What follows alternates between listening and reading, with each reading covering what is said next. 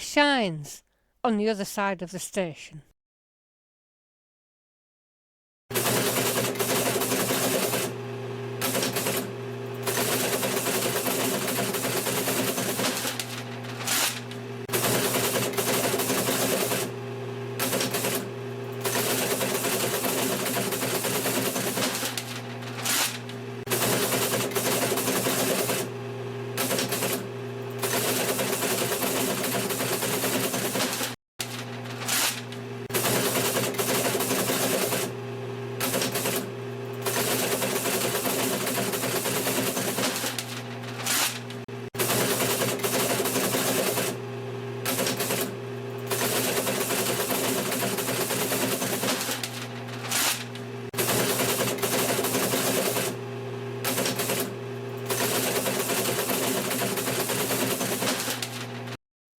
Hutton Orbital Radio, the only radio station to give you time off for good behaviour.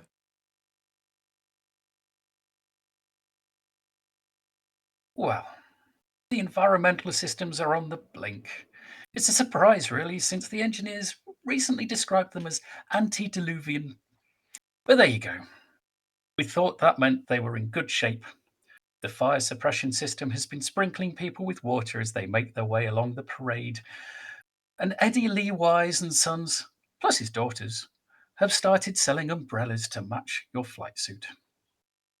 It's gotten darker and colder as well. Station management has requisitioned all the string lights from the livery outfitting and strung them along the corridors. Everyone has taken to wearing scarves, bobble hats and vests, so they don't catch death. The big fans are working in fits and starts, generating huge gusts of air which lifts brightly coloured litter and swirls it around in the air before cutting off and letting the litter slowly drift to the floor again.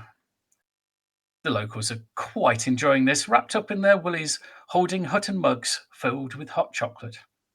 And probably rum. And someone scrapes the frost off the big screen, and a voice says, "Our mics are live."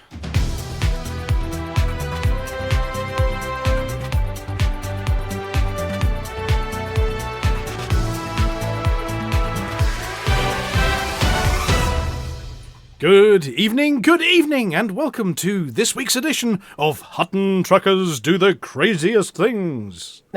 Wrong script. Okay. We're here tonight from the Alliance as we go through the keyhole and ask who would live in a house like this. Still wrong.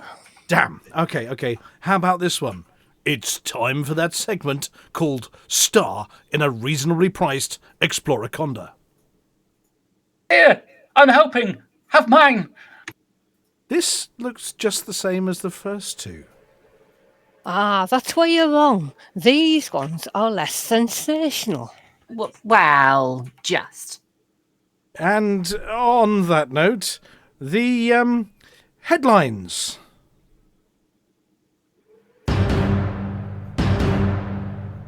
Beep beep, coming through.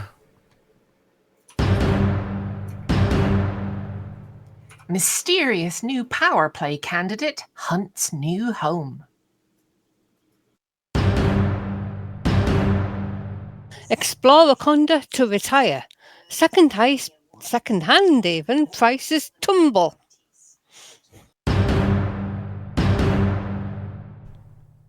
Not quite the birthday everyone expected. And we explore what to do in Hutton space.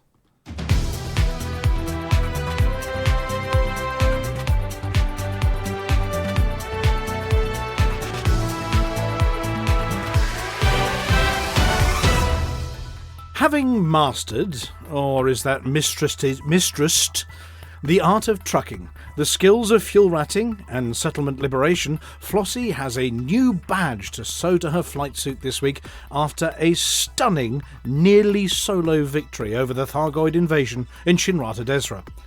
Accolades following the surprise victory include the labelling of her as the Queen of Percussive Interaction, humanity's protector, and just someone you wouldn't want to mess with. Known to push suns out of the way, rearrange whole moons using her ship, and now even send Tharg the Mighty packing with nothing but some forward thrust and much determination. But how did this come about? As many pilots know, the Thargoids have attempted to distract humanity from its final few victories in the last week by a not-so-surprising sneak attack on the Shinrata Desra system, home of Jameson's Rest and huge parts of the... Jameson's Rest? Anyway, yes, a big station, called Jameson, probably, and a huge parts of the Pilots Federation fleet, with many commanders using it as their home base, mainly as they can buy stuff on the cheap and hang around with fellow elite pilots, as reported last week. Anti-Xeno fleets were scrambled to the defence of the system. Alongside them, wings of brave truckers helping evacuate everyone from the station, just in case the anti-Xeno forces were beaten by Tharg the Mighty's mighty war machine. At the vanguard of this fleet was our very own Commander Flossy, who was bravely shuttling passengers from certain doom to the relative safety, albeit mild discomfort, of a waiting megaship. With Guardian technology-enhanced weapons fire lighting up nearby space, shut-down fields and caustic clouds causing all manner of chaos outside the station, Flossy and her trusty ship loaded up with as many passengers as she could, racked them, stacked them, and gave them the firm instruction, Hold on tight, we're getting out of here. with a side order of... No, you can't bring your plushy unknown artifact. She lifted off the pad, mashed a button, and the ship shot out of the toast rack like... a bit like a hot crumpet. Yeah, a well-done hot crumpet, when you cancel it after the second toasting and before it burnt. And like said hot bit of crumpet, no one wanted to get near it for fear of burning their fingers.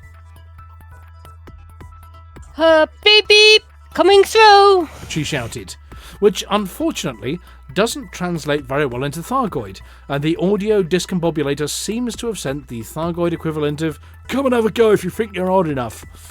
Taking the message literally, the Thargoids descended on her vessel, and mere kilometres from exiting the no-fire zone, attempted to block her way. Her ship turned into a battering ram. There was an explosion, and behind her a growing caustic cloud as her definitely not hot-buttered crumpet of a ship barreled to jump range, charged its frameshift drive, and leapt into faster-than-light speeds.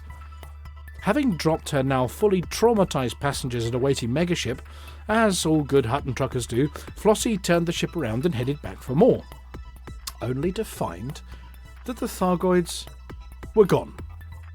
No gargling noises, no gunfire, just security patrol ships flying around in military-looking patterns round the station. And in her inbox, a message stating that the Thargoids had been repelled. Which was odd, as the community goal, and Flossy knows a lot about community goals, wasn't supposed to be over yet. The time hadn't run out and the tip-top of the top tier had not been reached yet. Checking station logs as to why they retreated, the very last thing on the station external security camera was her ship hitting a gathered group of Thargoid interceptors like a bowling ball, hitting some 10-pins and gaining her a perfect strike. When asked about her new aggressive interactions with the invaders, Flossy commented, Oh, there was nothing aggressive about it. The Thargoid was in the way. I got it out of the way. I did say, "Excuse me, coming through" first, and beeped the horn. That button is the horn, right? No? It's boost. Who knew? It makes lots of noise when I push it. I had assumed they'd all got the message when they packed up and left. I was ever so polite to them all. And there you have it. One woman, one ship, no weapons, and one Thargoid retreat. Let that be a lesson to all alien invaders. We've got a Flossy, and we're not afraid to send her in your direction.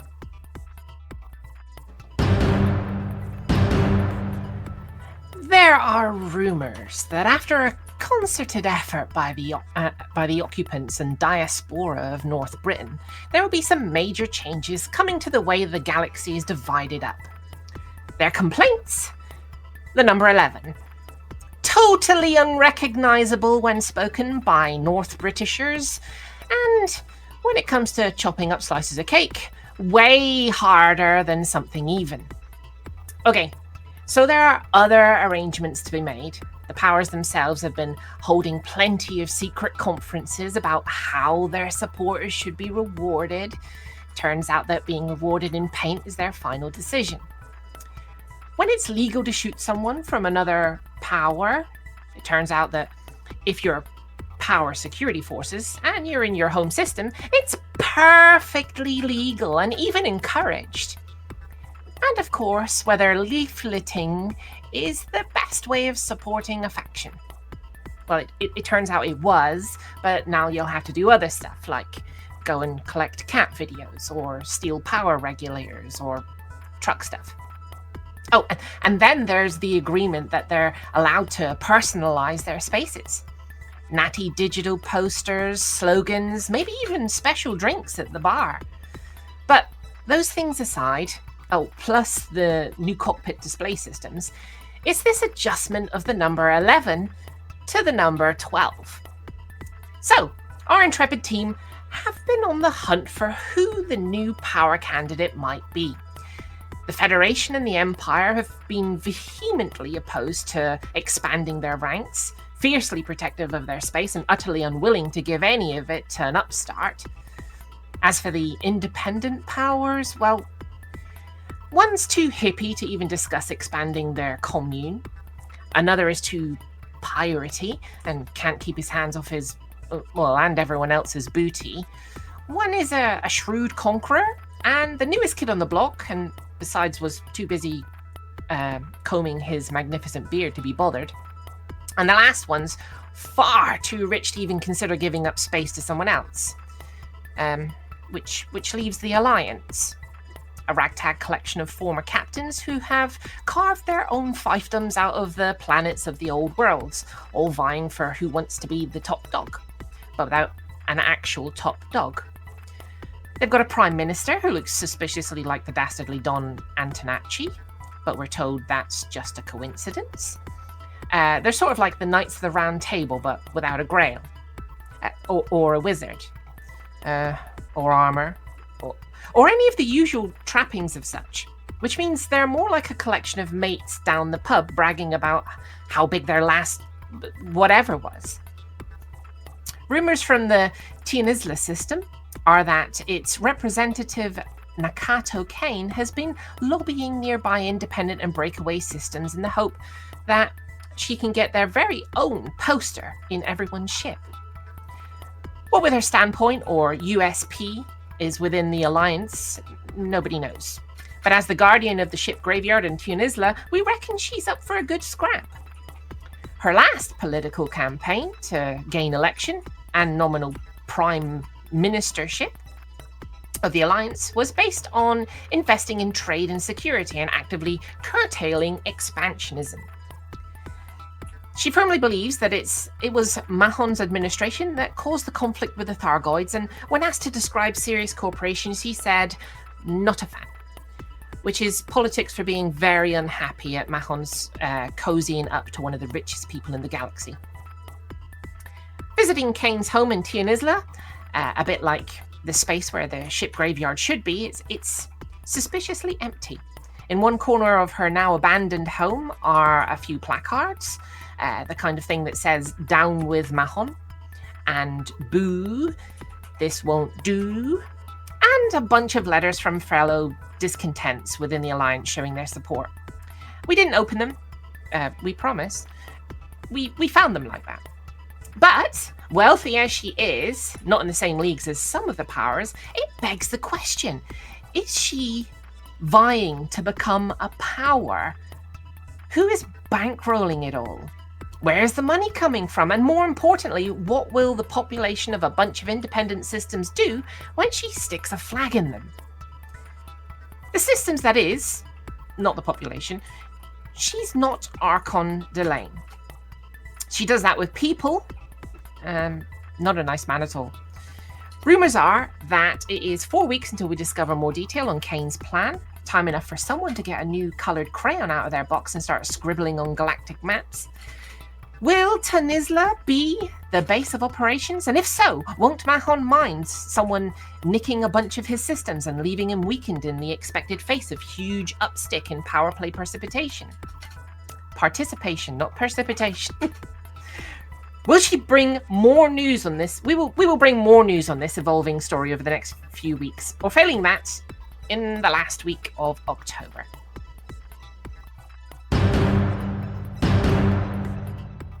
The mighty Anaconda, a staple choice for many commanders who don't want to spend their time ranking themselves silly with a superpower to be given some stripes or stars or a tap on the shoulder with a sword. Large and nimble enough to take on just about any enemy, bristling with hard points and able to haul all but the largest loads. But enterprising commanders over the last decade have taken to repurposing them for something else entirely. Affectionately named the Explorer-Conda or Jumper-Conda. As a side effect of its mass, the size jump drive that could be fitted and the ability to quite literally gut the interior of just about everything, it has become a favoured ship for making massive jumps and getting people out there in the galaxy. There are other exploration ships, Diamondbacks and Asps, but in the Anaconda, Falcon de Lacy accidentally created one of the best ones. But Falcon's share price and the price of a second-hand Anaconda has tumbled in the last 24 hours after the second announcement of Zorgan Peterson's new Mandalay and its capabilities. Zorgan Peterson have designed this ship to be better than the Explorer-Conda, big enough to have a huge gaping mouth of a fuel scope and nimble enough to outmaneuver a Diamondback. They've taken the solar winds out of Falcon's space sails, and judging by the adverts we have begun seeing in nearly new ship dealerships, we're wondering whether Explorer-Condas may not even be able to be given away after the launch later next month. We tried speaking to Kane over in Tanizla Ship Graveyard about it, but she wasn't there, as per the last article, and besides, no one knows where it is. The Anaconda Graveyard over in HD 76133 is already full after the Distant Worlds expedition of 3303, and there are rumours that scrap merchants at Hutton are petitioning to have a huge delivery of Anaconda frameshift plates delivered to the orbital in readiness for a bumper batch of commemorative Hutton mugs. Of course, that's after the Anacondas have been chopped into little bits as they're too big to be flown there. Of course, there are those at Hutton that will be thankful that the Anaconda is less popular, mostly the docking controllers who keep telling people there are no free ones available at Hutton. Though if they're giving them away as scrap, you might just find that there are a few floating around the place for giggles.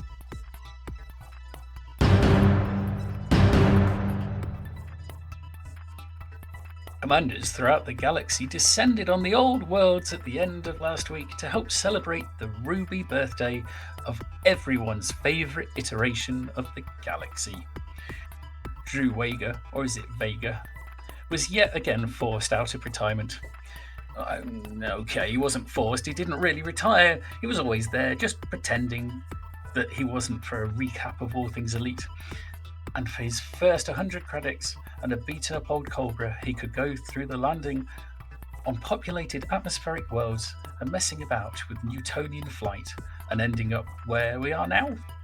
The lovely colourful spaceship and Newtonian selectively turned off in the name of fun and not turning people into Space Jam when they slam on the brakes. A number of other parties didn't quite go as planned, mainly the one over Shinra Desra, as most people were running around screaming as Tharg the Mighty, or his or her, or their mighty minions had decided to gatecrash.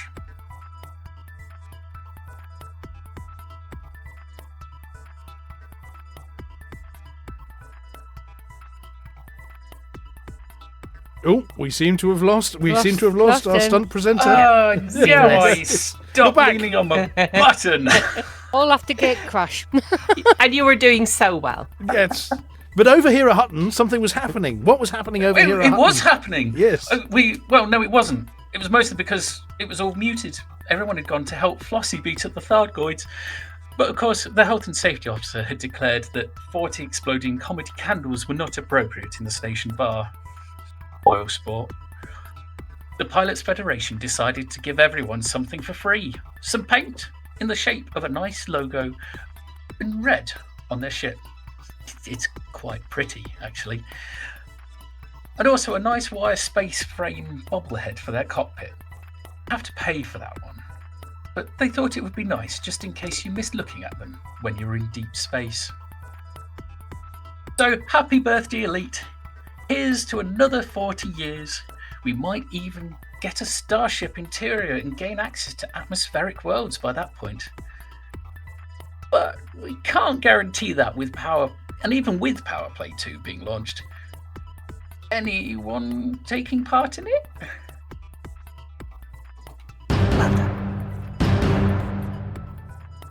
Welcome to this week's Hutton BGS bit, where we meander through the Hutton systems, stopping occasionally to look at something weird and go, ooh, and wonder why the apology officer's not reading this in a broad accent. Influence-wise, everything's pretty good. We have 3 systems over 60%. Those are Y08550714 again, Alpha Centauri, and Van Maanen Star, where we received an influence boost after the recent election, which we won. Thank you to everyone who worked for Hutton, delivering babies, kissing leaflets, and throwing milkshakes at fascists.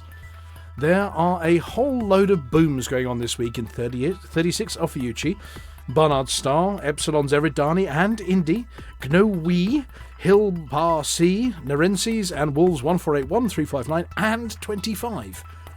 Do you know where there isn't a boom? Van Maanen Star.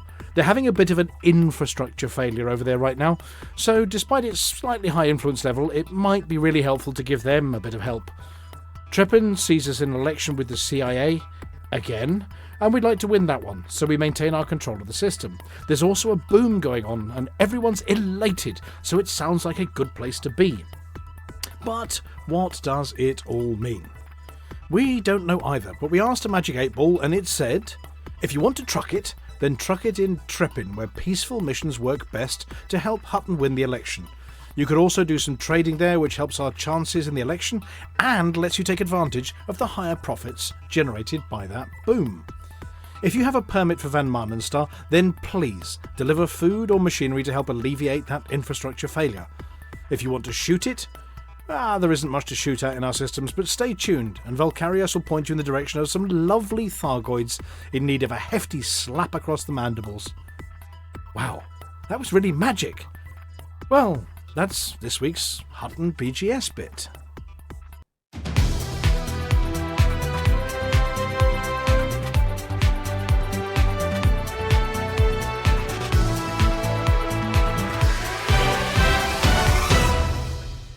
Very, very well done. That was Seamless. seamless. Absolutely seamless. Yes, No, well, it wasn't.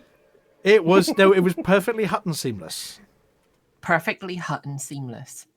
We are joined in the studio by a new stunt presenter. We were a bit light on presenters this week, so we drafted somebody. He was just walking down the corridor and said, "Oh, hello, it's you guys." We went right in here now. Come on, we're short. we're short some presenters. You better get in here now. Excuse me, I seem to have swallowed the Hutton frog. Going by the name, your new stunt presenter name would be... Yes, I'm Mike Rochburns, and Mike I'm Rochburns? helping. Yes, you're helping. Yes. Well, officially, Mike Rochburns was supposed to be an intern learning how we push all the buttons and do the seams, and to know when to duck. Do you know what this feels like? Go on then. I feel like the taxi driver on the BBC who got brought in to talk politics. Yes. So You didn't duck. An improvement to the network then. Yes, absolutely. Well, we've upgraded with a little Gray. Some of you may have met Gray over at ECM. beavering away behind the radio desks that we had on the live show, as opposed to this live show. I'll be able to sleep on it this year. Well, yes, we probably aren't quite as half cut or fully cut as we were on that weekend. So look, welcome aboard. And apparently, not only have you read the intro, not only have you done an article, but you brought some space news for later with you as well. I literally heard it. I won't explain what I was doing related to potty training child, but I heard it on the radio whilst dealing with that, and I thought, oh, that sounds interesting. Yeah, I have noticed that actually we've got the space news on another article there, but I've not actually got any visuals for that one. So I don't know if anybody's got a free hand while we just do the next bantery bit and see if they can find us a link to an article about stranded astronauts somewhere. But that'd be yeah, awesome. Right, so we're going to ask the question. I know it's a no, but was there a Frontier live stream this week? Yes. What? Really? Oh, I think I'm having a coronary. What, they broadcast something? What, a whole hour of talking about Elite? No. Oh. But we definitely learned something very important, though. Very, very important. Roller coasters? Yeah. Dinosaurs? Exactly. You see, we learned not only that Planet Coaster would be way better if Frontier added VR, but also that Planet Zoo would be way better if Frontier added VR. We learned if they added VR, it'd be better. Yes, clearly. And And F1. Oh no, we can only speculate whether F1 Manager would be way better if Frontier added VR. Well, it does. You can fly your spaceship in VR. And in fact, you can fly in any reality you darn well like, I think. Well, you can't walk around it in R, but yeah, you can fly it in VR, you can drive it in VR, you can fly it on a little machine, Flossy, a little handheld machine, and just sit in the safety of your escape megaship and remote pilot your ship. Don't think we didn't spot you doing that, Flossy. What? You had your little handheld remote control, and that passenger thing you were doing, where you ended up destroying the Thargoids single-handedly. You were doing that remotely, weren't you, on a tiny little handheld console? I'm sure you were. From the safety, broadcasting into the microphone. Hold on tight, everybody. I'm just going to push the horn. No. Oh, well, yes, of course. I don't really go in a spaceship. Okay, so back to the Frontier live stream before we discuss what Flossy did and why the Thargoids ran away screaming. So there were roller coasters that may or may not be better in VR. And there were some dinosaurs and other bits and pieces. And right at the end, they told us about two things, I think. The first thing was all about this power play malarkey. Did anybody watch it? Well, half. I did, although the post not yesterday but today was a bit more informative. It certainly the broadcast kind of missed what I wanted to hear, but the post there was on the on their forums, wasn't it? There was a link to it on the forum. It's on there. The actual post is on there on the Pilots Federation main site. Right. The part. I scrolled around a bit and took some notes. Well, if I ask you the questions in order that they were asked, okay, the number one question everybody was asking. Now I've got to find it again.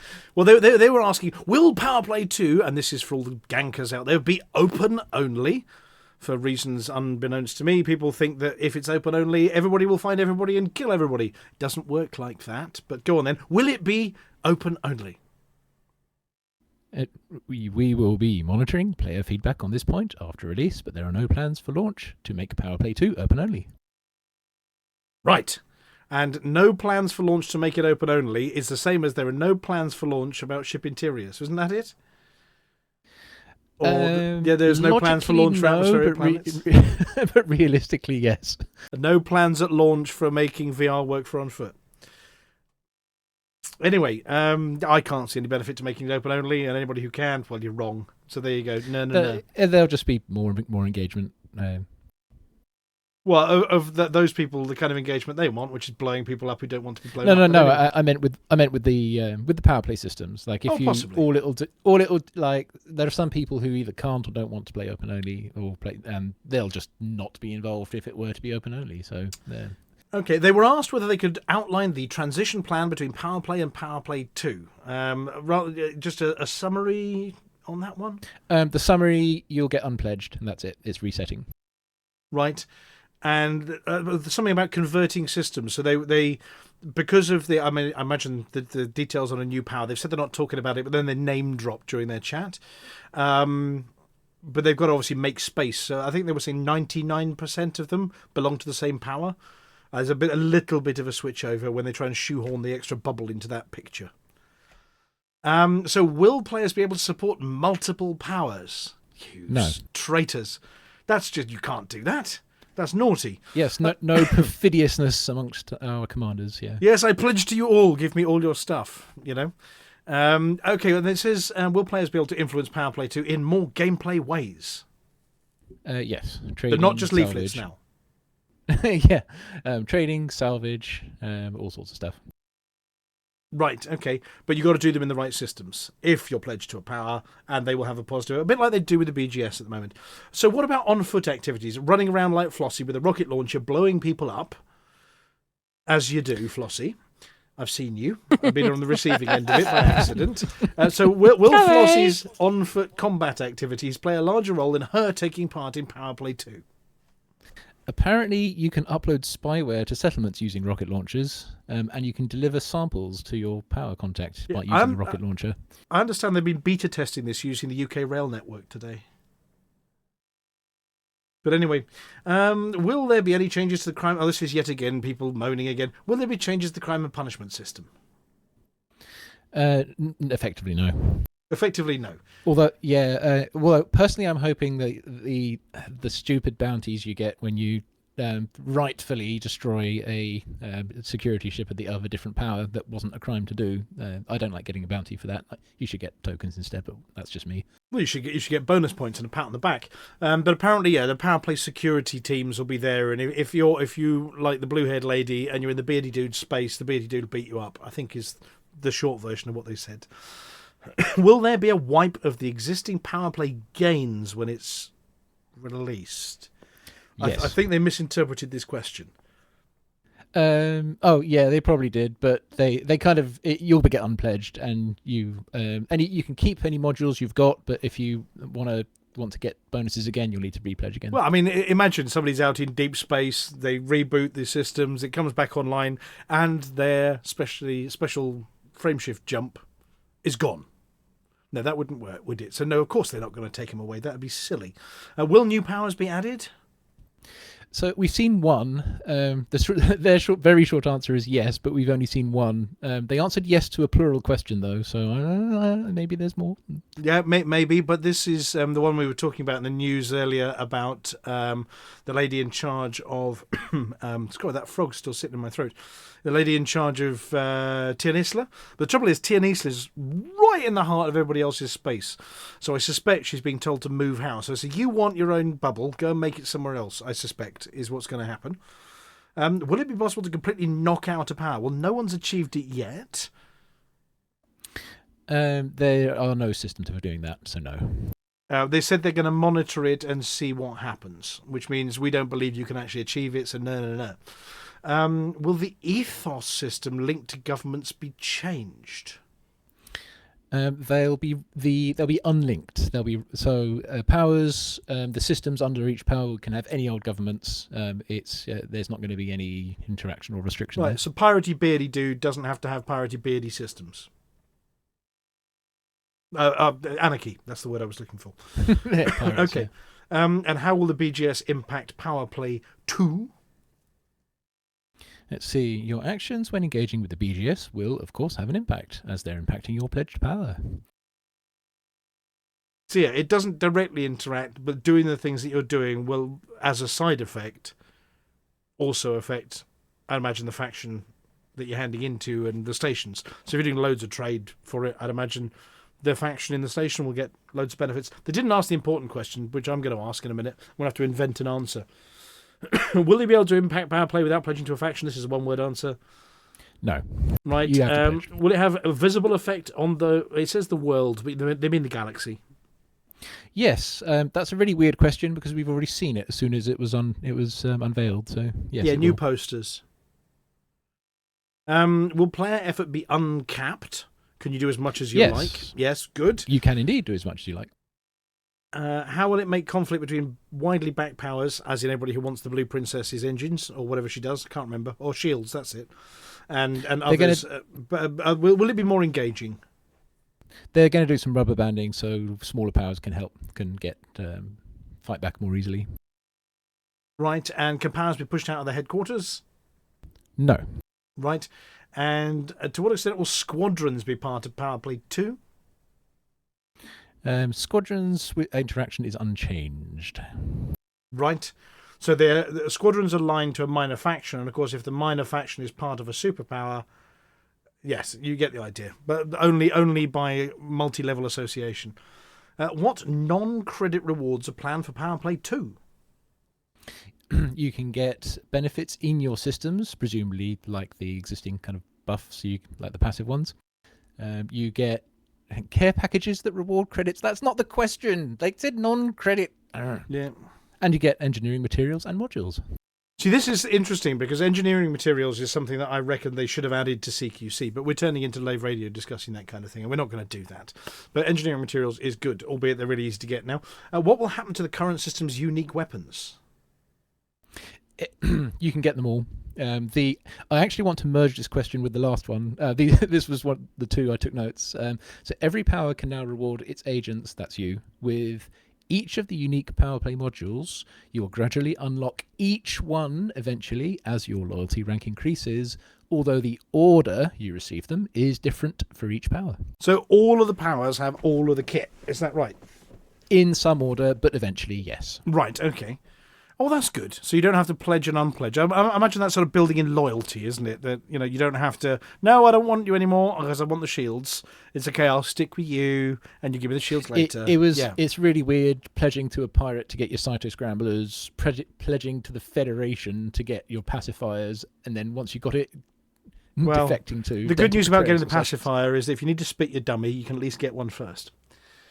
Will the power play modules be rebalanced? Short answer, that one. No, right. Are there any limits to how far the influence can spread? Only if it has to be populated systems, but apart from that, no. Yeah, so we can't expand the bubble outside the bubble, if you know what I mean. Will there be a way in-game to see up-to-date progress? Well, they said there will be regular updates, but not minute by minute. So we can only speculate. Daily tick?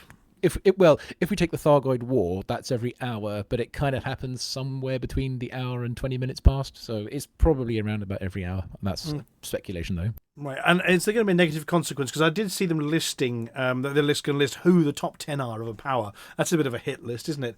Anyway, are there going to be negative consequences to being in the top 10 of a power? No negative to being in the top 3, 5, 10, etc. powers. And how much will it affect people who hate it and don't wish to engage with it? Hutton truckers. They say, while powers impose certain changes on systems they control, the gameplay features affect power play players more than others.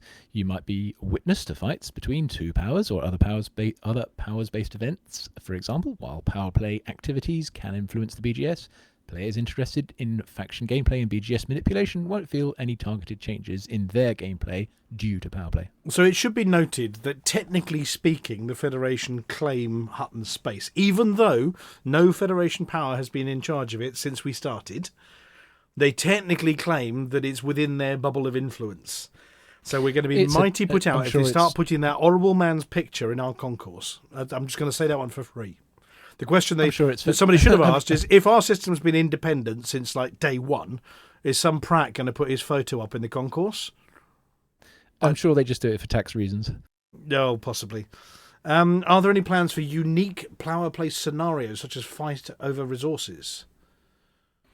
They say, while there are power play conflict zones and new unidentified signal sources for power play, the hope is that any conflicts over resources or locations will happen organically within power play 2. Right. And how much are they going to give you a spanking if you ditch your power? You'll lose your loyalty ranks and you have to start again. But apart from that, you're good. Okay.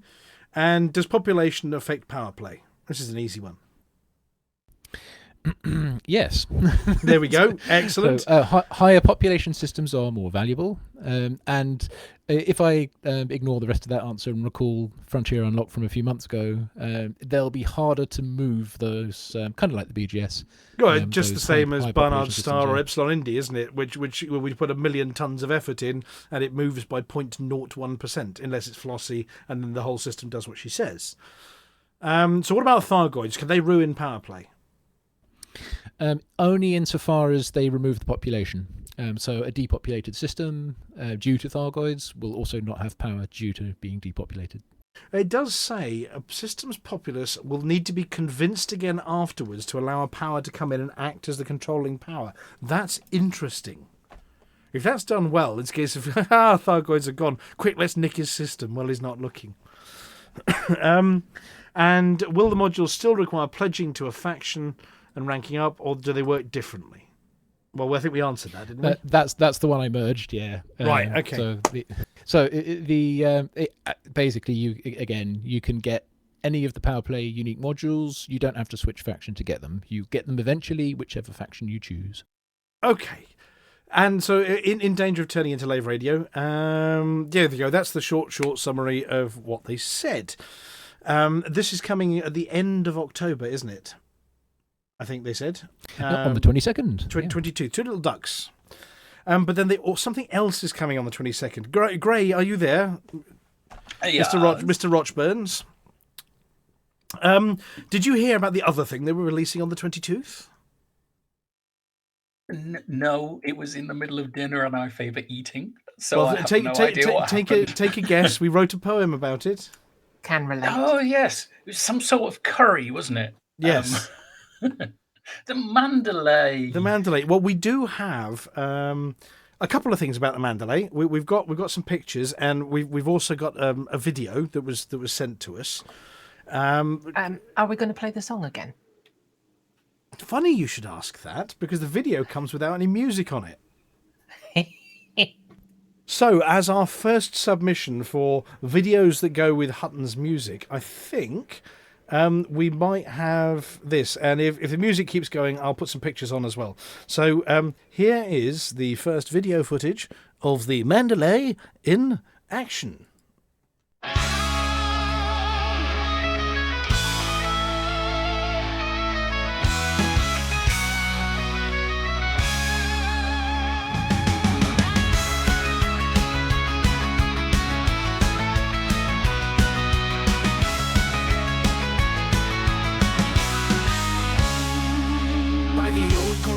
Station, looking out to the abyss. There's a ship that I am craving, and its name I can't dismiss.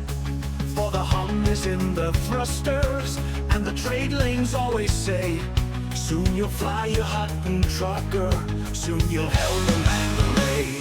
Soon you'll hail the Mandalay, let the Aspen Python lay. Can't you hear the engines roaring from the bubble far away? Dreams of flying Mandalay, where the stars so brightly play, and the void calls out like thunder, far from Sol and Lave away. Shipyards in these busy stations don't have what I need or want, though the anaconda's mighty and the python's cool and gaunt. But the Mandalay is different, built for roaming wild and free. She's the one that sets me dreaming of the places I could be. Dreams of flying Mandalay, let the Aspen Python lay. Can't you see her engines glowing, cutting through the Milky Way? At the helm of Mandalay, where the galaxies display, and the cosmic winds are blowing, taking me so far away. I see ships of every kind, from the Cobra to the Clipper, but none of them compare, no, not to Mandalay the skipper. She's got curves that glide through space dust, and a frame that holds the line. She's the dream of every trucker, longing for the ship so fine. Dreams of flying Mandalay, let the Aspen Python lay. Can't you feel the stars are calling, lighting up the coming day?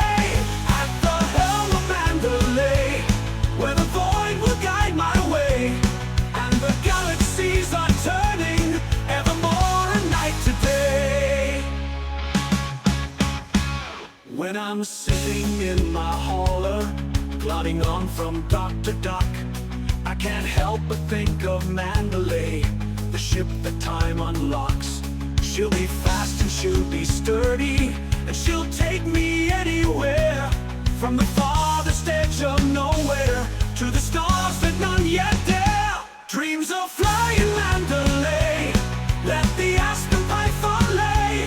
Can't you taste the thrill of flying far beyond the pilot's sway? At the helm of Mandalay, where the space lanes stretch away, and the stars like gems are shining in the black and endless gray.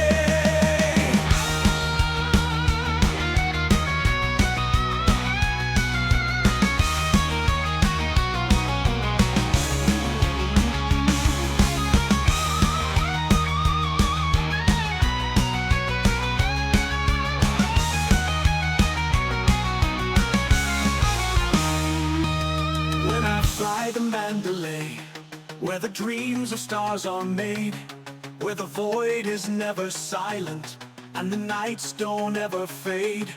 And when I'm there with Mandalay, she'll be my guiding star through the endless void of darkness, where the galaxies are far. Dreams of flying Mandalay, let the aspen python lay. Can't you feel the future coming in the shimmer and the sway? At the helm of Mandalay, where the stars will light the way, and the Mandalay is waiting at the dawn of a new day.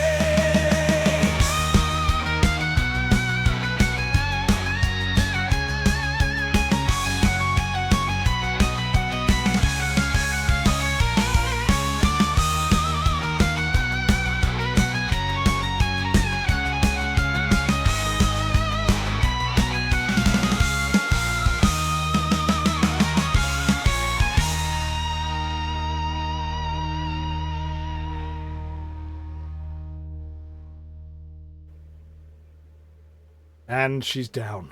That looked good, didn't it? That looked really good. What do you reckon, guys? Me like. We like. Yeah, definitely. That's good.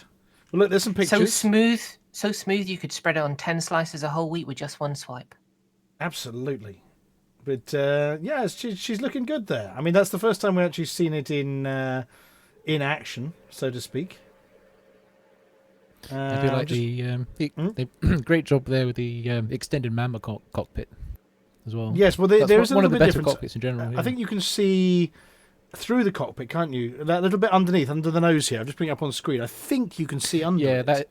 yeah, you can. You can see out through that. That's definitely an addition. In general, it's a really good cockpit, though. It's like what we didn't really see. We know that there are two seats, like the Mamba. The Mamba passenger seat has a really, really good view. It's elevated to the back, so Right. hopefully this is the same. Yeah, I mean, it looks good from all angles. And they've also got a pair of ship kits, I think, for it, haven't they? That they've been showing off. We've got them on screen here. So this is got some sort of little winglets and bits and bobs. So it's got something down the spine there and on the nose for the ship kit bits and bobs. And I like this one, this second ship kit. That looks really good. That's This quite ship, special. to me, Looks like a stealth fighter. Yeah, but it looks to me like if the ship from Guardians of the Galaxy and a Firefly class ship had a baby, it would be that. Yeah, or one of the planes out of the sort of the Avengers and Agents of S.H.I.E.L.D. What are the little planes they had that docked on the... they flew in that. It looks a bit like one of those. Somebody. Now you're asking. Yeah, I will go look. The ones that there was a plane they flew in Agents of S.H.I.E.L.D. that was based on some of the ones that were in the movies. It looks a bit like that one. What was it called? This is the first. I don't know what that's called. I think this is the first ship that I actually do want to see the Canon Interstellar analysis for the aerodynamics. Yes, well, I mean, it does have aerodynamics, isn't it? No, they're called More Zephyr. so than a lot It's of called the others, Zephyr yeah. 1. Here we go, wasn't it? Yes. Quinjet is The the one Quinjet, you were that's the looking one. at. That's the one. And well, yeah. I mean, it's. I just like the look of the ruddy thing. It's really quite a nice ship. I wonder whether I can show a picture of that. Just for I'm just sort of faffing around with the control desks here, trying to see whether I can add. Is it going to let me do this one? Take that one off and take that one off and put this one on. And here you go. Look, it's on screen now. There's a Mandalay. That's the Marvel Mandalay. And, with a ship kit. I don't think you'll see that with the ship kit. Aren't we breaking some kind of copyright here? No, that's Zephyr. That's not the Quinjet. That's definitely not a Quinjet. That's the Zephyr 1 from Agents of S.H.I.E.L.D. There we go. Or a Mandalay with a ship kit, whichever. And Aidan brings up something that I was thinking. So during Frontier Unlocked, I'm fairly sure Zach insisted that it wasn't going to be a combat ship, and yet it's got a Class 5 distributor.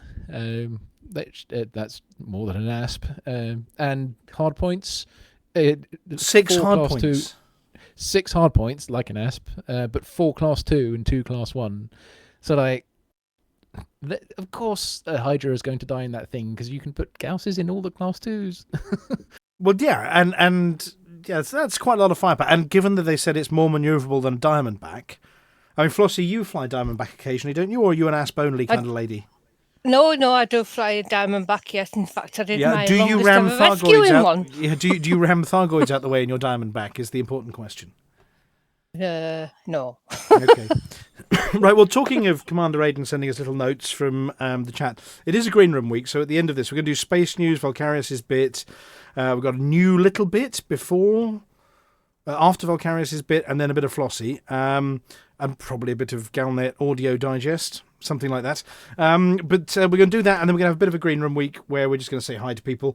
And don't forget, if you want to pop into the Green Room week, Flossie, you go to what server address? ts.forthemug.com. And that's TS, not PS. Yes, and Tango Sierra. Yeah, and that's the Not a server. website. That's the server name you put into TeamSpeak 3, and pop in and say hi to us. You don't have to. We can just chat to each other at the end of it.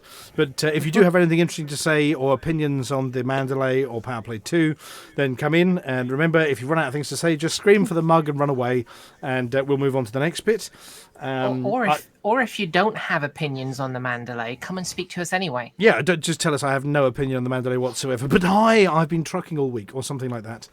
But when you arrive in the TeamSpeak server, you can pop down to the live broadcast room, or the radio green room, sorry, and they've got a green room feed, so you can hear what we're saying through that, or you can listen to it through the stream until we grab you unceremoniously and drag you into the studio. Right, other than those bits and pieces, Flossie, very, very quickly. So you ended the Thargoid conflict in Shinrata Desra on your own, I understand. Yeah. Apparently. A Thargoid blew up, you left, you came back, Thargoid conflict over. Mm-hmm. These are facts, yes? Yes. I mean, the direct causative link between you smashing Thargoids with no weapons and the conflict stopping, there's no direct causative link, but, you know, the anecdotal link is you smashed one, the battle ended. Yeah. That's good enough for us. Is it not? And you got a lovely little email from someone in the galaxy saying, you know, well done, it's ended, and here are some engineering materials or something. I've got some engineering materials. Yep. Yeah. Well, so we're claiming that one. Flossie ended the Thargoid conflict. Vulkarius, do you think we should just send Flossie off to one of these Titans and just get them to go away? Yeah, we should. That'd be a good way to get rid of me, won't it? Well, actually, see, attacking a Titan is actually a stealth exercise. So I'm not good. I was going to say, stealth. Flossie and stealth through a, you know, we're trying to ninja our way into a base and a rocket launcher's going off behind us and we just, sod it, let's just kill them all quick. Sleepy night time. Yeah. Somebody in the chat there going about nap of ground flying, well, nap of the earth, as we call it in ASI. I'm no good at that. I cannot fly just a few feet off the ground. I crashed. No, we just put you as a tail gunner, and anybody sneaking up behind us, you blast yeah. them. Yeah, that's Tail the best gunner, one. yeah. Yep. Blang. That's it. Get out I of the way. love gunning those bin 17s. Okay, well, so I think we're now going to go to the next bit, which is our space news. We've got a couple of bits. Let's have a look. Well, we'll go with a theme tune anyway. So run audio. When you don't know where to get more space news, space news, space news, space news, space news, space news, space news, space news.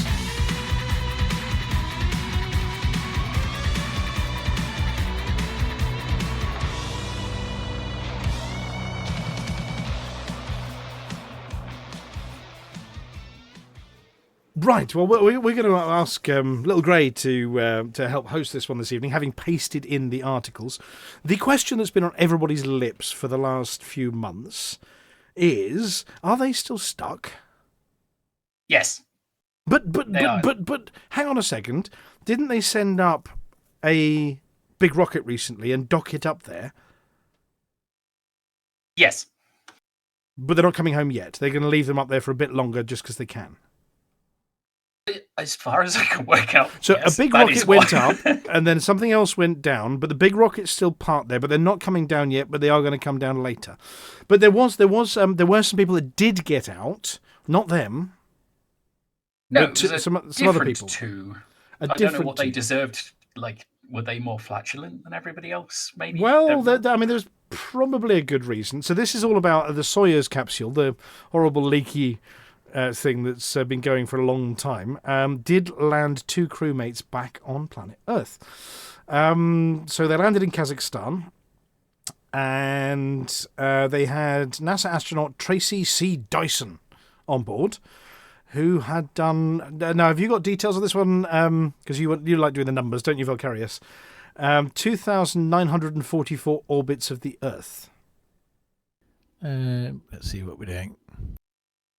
While you're working that one out, 2,944 orbits of the... What's the question exactly? Well, turn that into something that we can... 2,944 orbits of the Earth. You know, could do that. How many bananas is that? How many bananas or llamas? miles or... Yeah. Well, it says in the same sentence, 78 million miles. 78 million miles or 184 and what's that in days. bananas? Oh, we don't know. But 78 million miles in 184 days.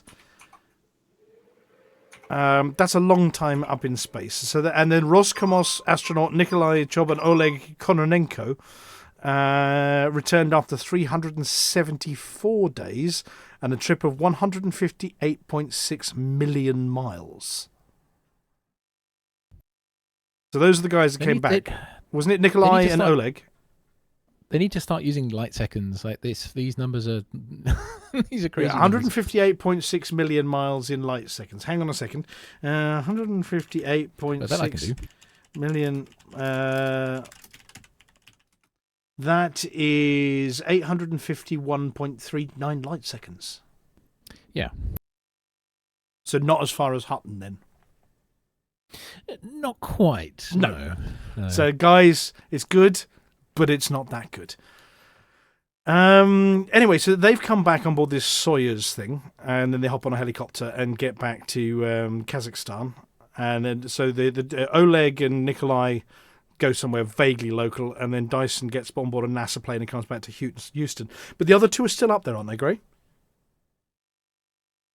Yes. Yes. Okay. But sorry, I got distracted. I found a website that converts distances into bananas. It does. You mean there's a website that does it for us? Correct. Do you want the link? I put it in the chat. Can you put it in the chat? Could do, maybe. Only I will. All right, I will put it on. I will put it in the chat. You put it in the chat. Yeah, there we go. You need a funny icon next to your name to do that. Converttobananas.com.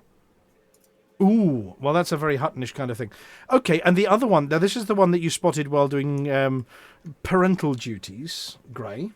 Well, you say spotted. I overheard it on the radio as if You it was spotted saying, with your hey, you need to be on the radio. Excellent. So, go on, what's this one all about? So the premise of this one is they have mapped the arm of the Milky Way that you can see in a dark sky zone, and the size of it is only 500 terabytes. You could have it on your own computer if you so desired to have that many hard disks on your person, but it's not as big as I was expecting it to be. So it contains millions of new objects, and apparently they're going to scour it for discoveries. But obviously, are they using citizen science, or are they keeping it to themselves on this one? Do we know?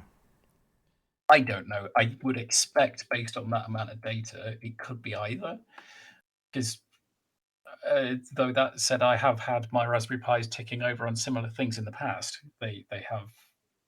Yeah, so apparently, it's the most detailed infrared map of the Milky Way and contains more than 1.5 billion objects, according to this, using 13 years of observations across 420 nights. That's not very many nights. I suppose they had to borrow the telescope. Are you using it? No. Are you using it? Yes, go away.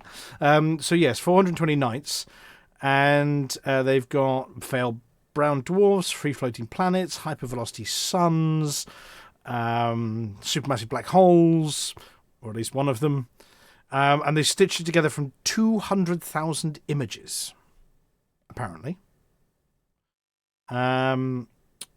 It's apparently acquired 10 times more objects than any previous mapping. Which is still a tiny fraction of 2012. 1% of the stuff that we get to play with in the galaxies, and because we get to fly to them, and they don't. Ha ha ha.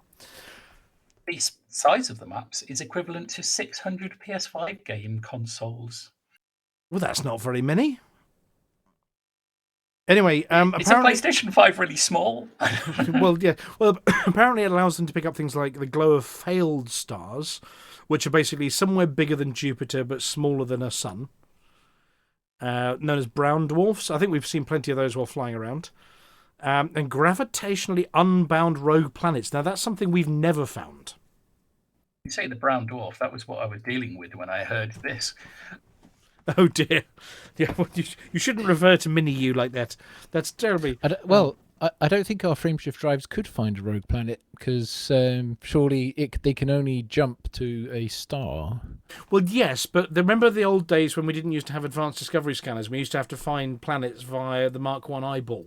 You just have to fly out into the outside of a system and see one of the stars moving differently to the others as you frame shifted around, and that would lead you to a planet. Do you remember ever doing that, or were you too late for that? The latter. The latter. Well, yeah, we used to have to do that with the Mark I eyeballs, so they might be there. We've just not bothered looking because we got lazy with our advanced discovery scanners. And apparently, the Milky Way wobbles about like Flossie shaking the duvet before bedtime, as seen on screen here. Oh, I missed that bit. Yeah. What were you saying about causation earlier? Yeah, So you're saying how- Flossie... have you ever done that, shaking your duvet and then realised your mobile phone's on it and thrown your mobile phone across the room? Because if you haven't, I have, and it's not the smartest thing you could ever do. But that's what Flossie's going to do to the Thargoids. I love What? how everything in space is all wibbly wobbly. Wibbly wobbly or timey wimey, absolutely, yes. So do we have any other space news this week? I'm just looking at chat to see whether they've come up with any interesting space news, but I may have accidentally deleted them. No, they're still looking at converting to bananas. Oh, that was yeah. My unit's converter doesn't have bananas. I was, as you were talking about the miles and the light seconds, I was literally typing in 158.6 megamiles and light seconds, but it doesn't have bananas. So. Well, we now have something that converts to bananas. We might have to put that on the ticker at some point when we're talking about things. Right, well, that's... Vulkarius, are you sort of ready? Because I'm going to end the space news and then we're going to go over to you. So are you vaguely ready for your bit? I am, although... So I don't know how quick you can change video, but the spy site one would be good. Otherwise, don't worry. The Spire site one. Okay, well, I may change it while you're talking. Let's. If something went bing bong, have I disconnected myself? Hang on. Oh no, the desk caught fire. Right, quick music, cover it. Get rid of this.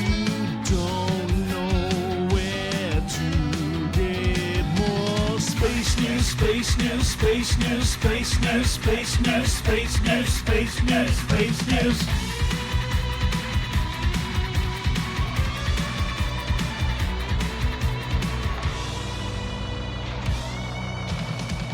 Do I have a Spire site one? I'm just having a look there. Do you know, I'm not sure. There's one. Well, I sent one with the battle. There's a big battle in. There's one. This is a while back. Yes. Yeah. It was around the time you asked for videos, and gradually managed to supply you with a few. Well, I mean, I've got a video. I'm just going to put this one in. I don't know. There's stuff blowing up in it. Might be the right one. Might be the wrong one. We shall see. Right, Vulkarius, here's your tune. Technical wizardry. We'll find high in the black face the Thargoid threat. Vulkarius leads the way, no fear, no regrets. Guards our Titan's breath, saving humankind. Together we'll defend, never fall behind. Whoa, keep your lasers flare. Whoa, Vulkarius is here, fighting onslaught. No fear tonight. Whoa, Vulkarius lights the fight.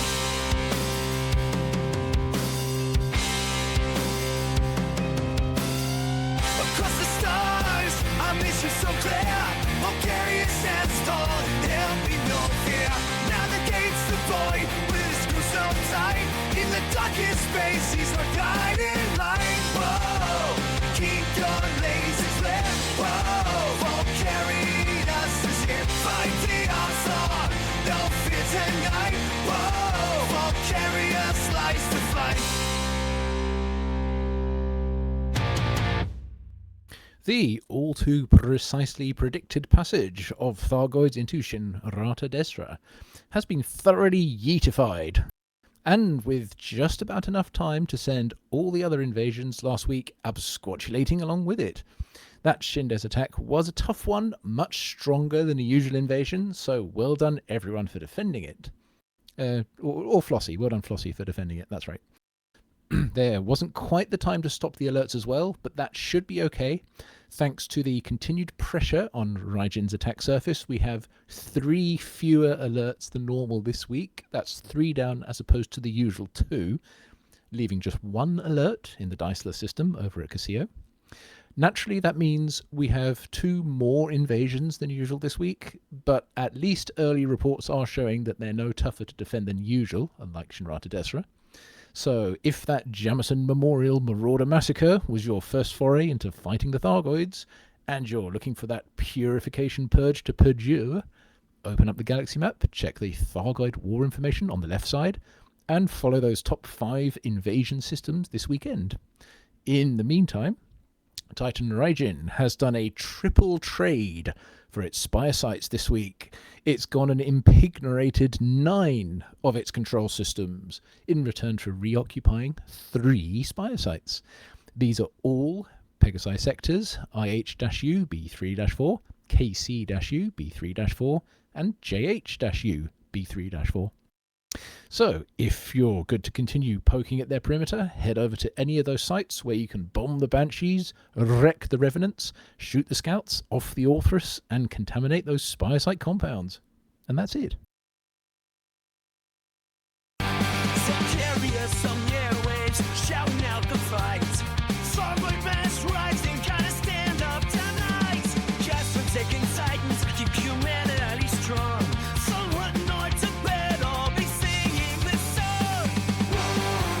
We're fighting there, saving everywhere. Say, come on, we'll make it and care.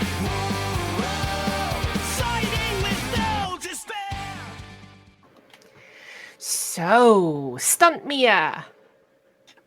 Hang on, let me get my accent ready. Do we have a word of the week? You bet we do. No. Saint's alive! He's crossed the little bit of water over to the left of North Britain. Oh, it's definitely not Britain. Yes, we have a word of the week that you rather cruelly decided the dyslexic person was going to do, so I have no idea how to read this one. We're right on state, aren't we? Colourblind, dyslexic, the whole lot. The word of the week this week is assuage. Or Assuage. Why is UA noise? Assuage. Assuage.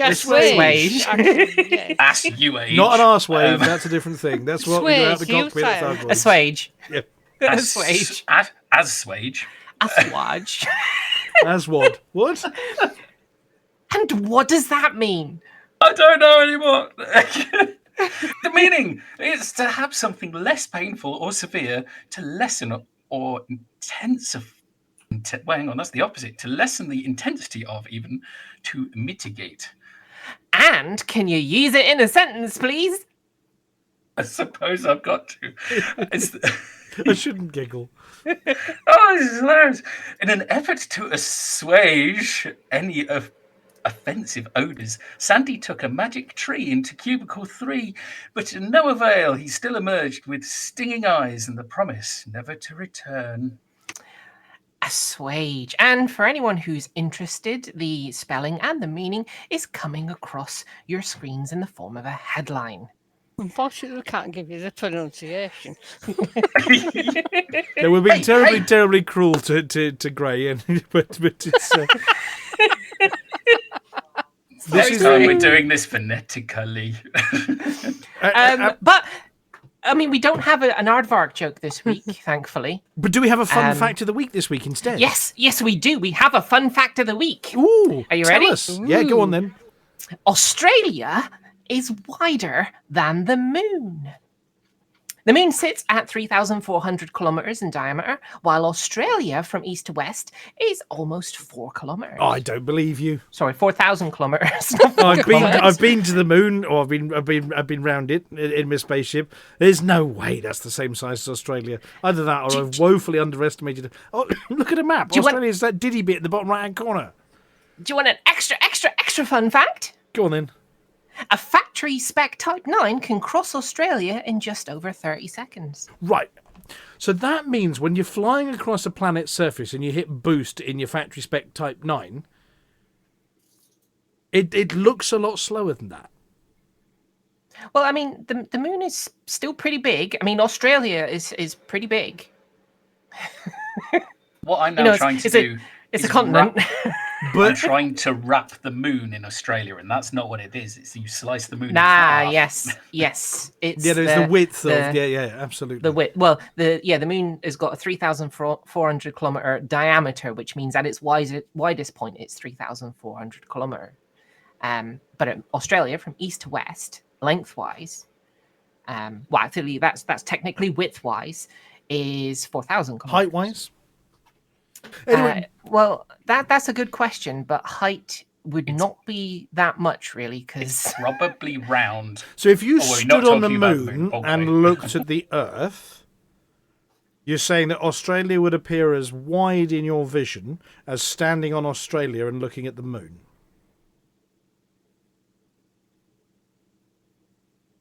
Question mark.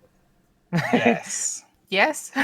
No. So no, because that's different, isn't it? That's optics. That's completely different. Yeah. Could you go back to the Type 9, by the way? So, how wide did you say Australia was? 3,400 kilometers. No, sorry, that's the moon. That's the moon. 4,000. Yeah, 4,000 kilometers is Australia, east to west. Right, and how much time did you say a Type 9 would need to cross it? Just over 30 seconds.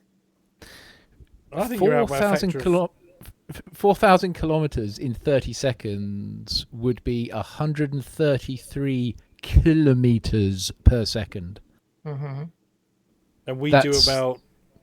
And a Type 9 can barely do 133 meters per second. Well, clearly you don't have a very good Type 9. A Type 9 in Super Cruise. I need grade 5 You don't- dirty drives with drag drives engineering on them. It's either Maybe I'll that or get you to don't have much. 130. Except it says a factory It's spec, either that or you no don't have much engineering. experience driving a Type 9. Because, when I get in my Type 9, I can make that thing When you're dance. busting for the mean, yeah. Okay, one of those fun facts may have been more fun than the others. I'm guessing somebody's been speed bowling in a Type 9 and got to that much. Look, I don't write this Yes. stuff. Stuff, that's the word, yes. But it is Find it. It's amphigory. well, have you ever watched The Last Leg on television? Oh yeah, I love that Yeah, program. you know sometimes he's got on his desk a big red button. Yes. So when somebody says something that might not be entirely true, he presses the big red button. Yeah. I've got one of them. Oh, brilliant. Go on then. Bollocks! And now, see, after the aardvark joke, we usually all shout aardvark, and there's a reason for that. Yes. And I think most people don't realize the reason we shout aardvark. It's bigger than a basically banana. The Hutton. Well, no, it's basically the Hutton Get safe it, man. word. We've Switch. adopted the word aardvark as the Hutton safe word, which means when we're all done and we need to move on to everything I don't else, need we no shout aardvark. base safe word. Yes. Aardvark! My cup runneth over with delight, but Yes. let's fill it up the next time with a good scotch. Right, and talking of that, it's time for Flossie telling us all about what she did to rout the Thargoids. And here comes Flossie. When the universe is in trouble, bug infestations in the bubble, your home station's burned rubble. What on earth can we do now? Interstellar. I've put some pictures in. initiatives, let Oh, yeah, I've got your pictures, Flossie. tell you what it is. Can't have them yet, though. He's still singing. Involved with Yeah, this. okay. You should listen to what Flossy says.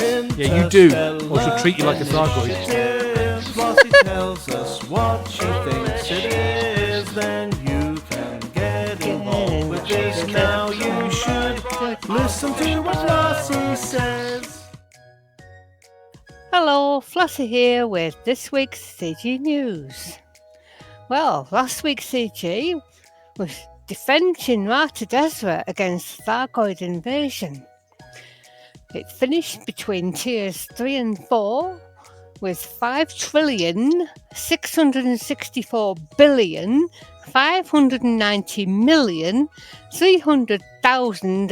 5,664,690,300,150 credits earned by 8,918 contributors. The invasion ended earlier in the week, but the CG was kept open for commanders to hand in their Thargoid combat bonds. The rewards, which should have now been received, were fixed medium axe missile rack, pre-engineered, high-capacity magazine and rapid fire, fixed large axe missile rack, pre-engineered, high-capacity magazine and rapid fire, gimbal medium axe multi-cannon, pre-engineered, etc., and gimbaled large axe multi-cannon and heatsink launcher, pre-engineered, double capacity and increased reload time. And you got 2, 3 or 4 of each depending on the tier achieved. So the top 100% will get 2 of each, top 50% got 3 of each, and the top 25% 4 of each. Galnet reported on the 24th of September that Shinrata Desra defence fleet prevails. The Thargoid invasion fleet that ambushed the Shinrata Desra system last week has been successfully repelled. Providing an update on behalf of the system was Florian Balger, acting starport commander of Jensen Memorial. The Thargoids swept through Shinrata Desra hard and fast, taking our defences offline before we were able to regroup. It's a miracle Jameson Memorial lasted until reinforcements could arrive. We lost a lot of good people driving the aliens back, But thanks to the efforts of thousands of commanders, along with auxiliary support from Sirius Corporation and Azimuth Corporation, we can say victory in this particular battle. Jameson Memorial is now fully operational again, and apparently it appears to have had new paint job inside, making it a lovely shade of blue. Head of Aegis, Albert Tesoro, offered her gratitude to those involved in the fighting, while Aegis directed Axe efforts on the front line with the 2 remaining Thargoid Titans. The initiative remained open for remaining Thargoid combat rounds hand-in. Participants will now be able to collect their credit rewards from rescue ship Cornwallis in the V886 Centauri system, and now the initiative has ended and the module rewards have also been distributed. Unfortunately, there are no new CGs. So that's it for this week's CG News. Flossy told you what to do. Thank you very much, Commander Flossy. Hutton Frog's back again, you know. Right. Little Grey. Yes. Would you like to introduce our next segment? Yes. Introducing Beetlejude and Witherspoon.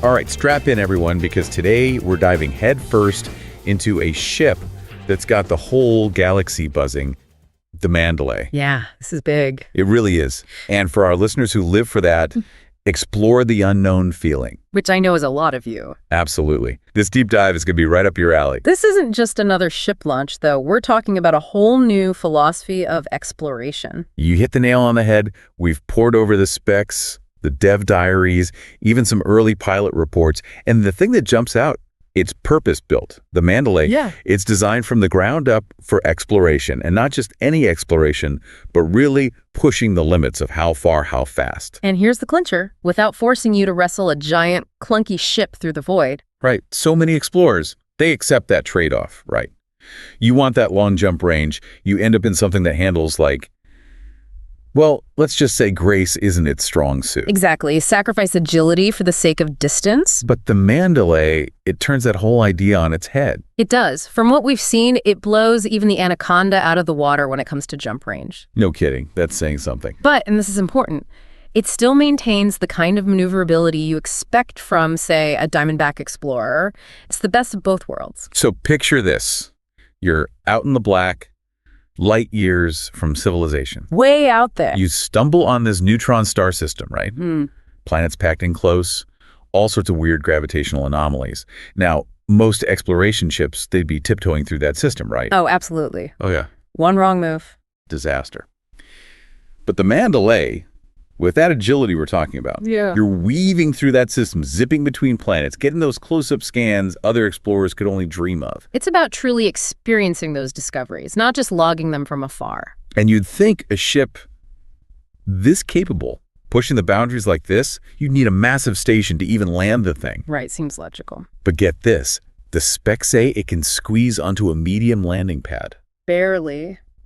But it fits. It opens up so many possibilities. No more hunting down those gigantic starports just to dock. Exactly. That flexibility is a game changer, especially for long expeditions. And speaking of getting up close and personal, this is one of my favorite details. When you're landing the Mandalay, you're not stuck with some blurry external camera view. Ah, you're talking about that cockpit view, right? Yeah. It actually lets you see the terrain as you come in. No more blind landings on some alien planet. That's huge for exploration. You need that clear visibility, especially when you're dealing with unpredictable terrain. Imagine touching down on a planet with active geysers, volcanic vents. Okay, now that's just showing off. But seriously, that cockpit view, it's not just a cool gimmick. It makes a real difference when you're trying to land safely. And you're right, it just adds to that feeling of immersion. You really are in the pilot seat, making those crucial decisions. And speaking of immersion, let's talk about those long hauls between star systems. Supercruise, the lifeblood of exploration, and, well, the Mandalay, it's not going to win any speed records, but it's got something even better. Oh, this is interesting. We were right about those early rumors. It's slower in Supercruise, yeah, compared to some of the newer ships. But here's the thing. Hit us with it. Fuel efficiency. The Mandalay has the best fuel efficiency of any ship in its class, by far. Wait, seriously, now that changes everything for long-distance exploration. Right. Think about it. You're charting those remote systems, pushing the limits of your jump range. Where even a small miscalculation could leave you stranded. Exactly. That incredible fuel efficiency, it's not just about saving credits, it's a safety net. Fewer fuel stops, more time exploring. And from the reports we've seen, that design, it makes for a much smoother, more comfortable ride. It's like the difference between a rickety old transport and a luxury cruiser. Not a bad way to explore the galaxy. Speaking of, we've got to talk about those moments when things get a little dicey out in the black. I mean, let's face it, we're not talking about taking this thing into a war zone. No, not a combat ship at heart. Yeah, but it's not completely helpless out there either. Right, definitely not. I mean, think back to that maneuverability we were talking about. That Diamondback comparison. Okay, yeah. That agility, that's your first line of defense. So less about fighting back, more about making a clean getaway. Exactly. Strategic retreat, let's call it that. Yeah. It's about using your strengths. I like it. But speaking of strengths, I was glancing over the hardpoint layout. Oh, yeah? It's got a little more of a bite than you'd expect. 4 medium hardpoints, 2 small. It's not bad. Not bad at all. That's not just for show, right? You could actually pack some punch if you had to. Right, you could. Those medians, imagine a couple of efficient beam lasers there, something to give a smaller ship pause. And then on those small hardpoints, maybe some multi-cannons, just to throw up a little extra deterrent. You know, make those opportunistic pirates think twice. Exactly. It's about buying yourself time and space, utilizing that maneuverability to your advantage. I'm starting to see it. Even in a tight spot, the Mandalay lets you play smart, use its strengths to your advantage. But let's shift gears a bit. Talk about those long expeditions this thing is made for. Outfitting, right? That's where the real magic happens. And from what I've seen, the Mandalay's internals, let's just say they don't disappoint. Not at all. The internal compartments are a real highlight. It's clear the designers had long-range exploration in mind. You've got the space, the options. Really tailor the ship to your exact needs. So break it down for us. What are we talking about here? What kind of setup can you cram into this thing? All right, so first, the essentials, right? Fuel scoop, obviously. You're going to want a top-of-the-line model to keep those tanks topped off. But then, things get really interesting.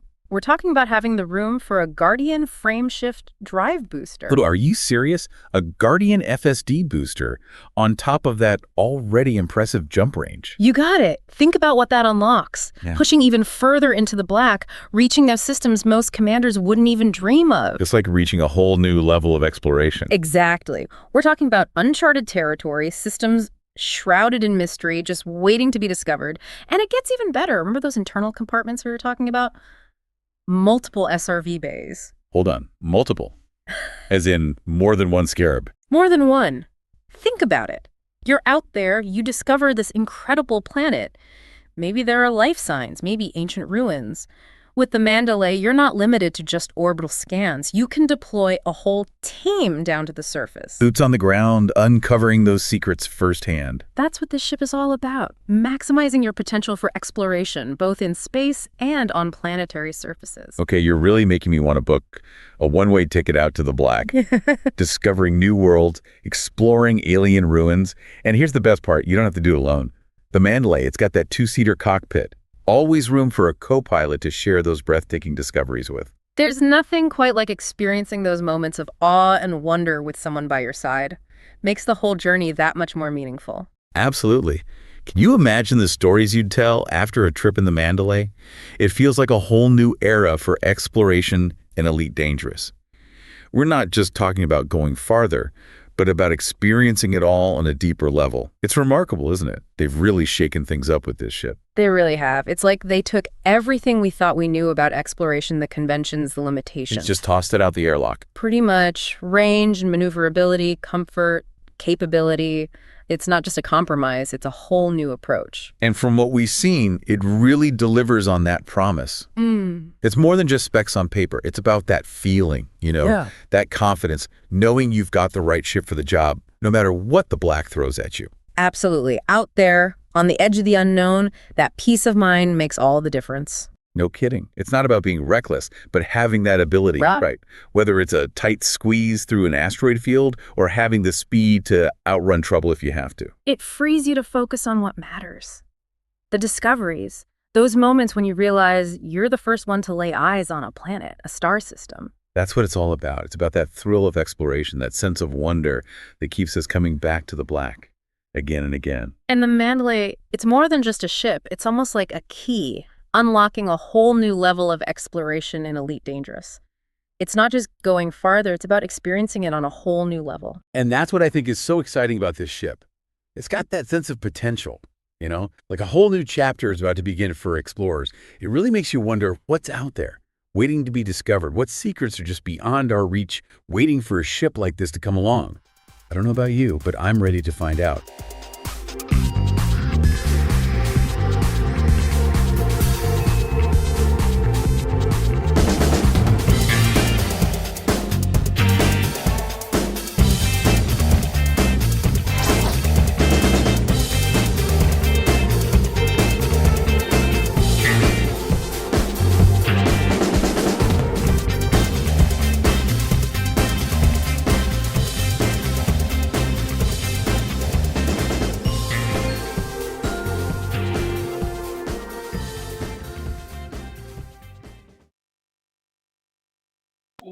Well, thank you, Beetlejuice and Witherspoon, Their for that impressions. amazing American accent. I tell you what, they've been practicing those accents for a long time.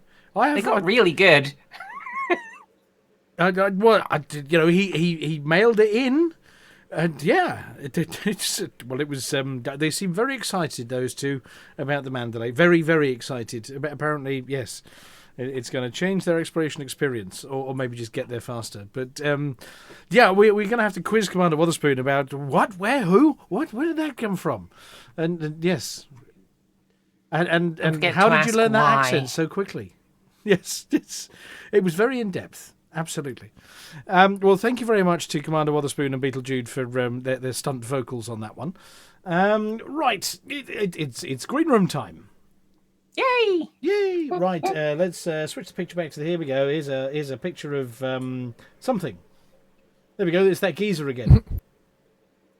You know, that geezer. I love that geezer. Yeah, good geezer, that one. Right, right. We need to. I've done the thing. I've done the thing. If it helps. You've done the thing, but was that before or after we dragged the two of them in? I looked up who's. Well, I can see two, one in each room. So. Oh, you did. Okay, fantastic. You've done the thing. So let's grab that one, and let's grab this one into the green room. And okay, well, you know the usual rules. Interrogate them or each other. And first one up is you, Vulkarius, to interrogate the Inner Bushman. Yeah, Inner Bush, welcome back. Hello again. Yeah, it's been. No, it was your first one last month. You're again here this month. What have you been up to? Well, I just dropped by to say hello to everyone. But this week, as you probably already know, I was at Shinrata Desra defending the humanity. Yeah, it's been pretty popular. So they've definitely got lots of new people into it. Yeah, I've managed to rank myself into the 50%. Unfortunately, I was not able to continue, so that was all I could do. Yeah, they did. I don't know. There weren't really enough combat bonds in the system to continue with the community goal. But I suppose at least you've got three azimuth multi-cannons of each class and three serious missiles of each class and three serious heat sinks. Yeah, and that's a lot. That's gonna be useful for the next Titans to clear the systems out, right? Serious heat sinks always good. Yeah. Yeah. That's always one utility slot more for other stuff, like a scanner. Because some people fly without the scanner, and I, for some reason, don't like that. I like to scan. I like to scan my interceptors to better know what I'm shooting at. Yeah, it's a bit of a skill. So if you're using multi-cannons, you'll need to anyway to target the petals. Yeah, exactly. The hearts. So if you get into Gausses or shards or Guardian plasma chargers, you can hit those hearts without a scan. Yeah, but I also like to target them from afar before I can see which one is exerted. Yes, that's the other problem. That's helpful before I get close by. Before the war, like what AX pilots would do, they would look at the volley size, the swarm size, just any other tell to work out which type of interceptor it is. Yeah, but also you don't know which of the hearts is exerted if you are far away before you come into that. That was easier in in Legacy actually. It's a bit harder in Live. Yeah. And from other news, I finally managed to finish my engineering on my suits and weapons. Wow, I wouldn't know where to start with that. Yeah, it was kind of daunting, but one step at a time. And finally, my suits are ready for serious missions. My kinda aptly named suit, Murder Hobo Hoarder, has extra backpack, quieter footsteps, improved jump assist, and night vision. Because I'm blind, I don't see anything in the dark. The game just doesn't like my monitor for some reason. Well, from the tutorial you get a flashlight, but the range of the flashlight, the range of the flashlight is really short. Oh, terrible. Okay, yeah. So with the engineering out of the way, I can go back to doing Hutton stuff, I guess. Although I'm kind of a bit disappointed that there's no secondary community goal with repairs for the Shintara Desra.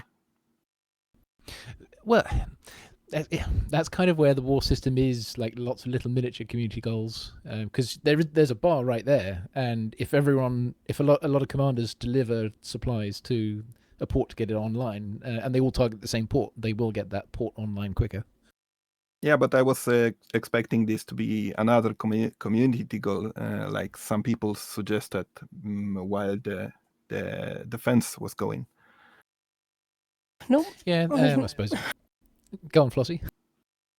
No, there wasn't one. I've not been told of anything, so I get told in advance of any community goals, and no, there wasn't anything for this week. Yeah, exactly. So that's why I'm kind of disappointed. But well, it was fun as it lasted, right? We got the murder flowers out of the system. Yeah, and you got 8 more. You got 8 more to do this week. Exactly. So I guess I'll go back to doing tracker stuff for the mug. For the mug. And now, Gray, it's your turn to put the big lamp on Commander Aiden. Yes, Commander Aiden, good evening. Hello, how are you? Oh, I'm fine, thank you. How are you? Of my depth, I would suggest, but I get to answer my questions later.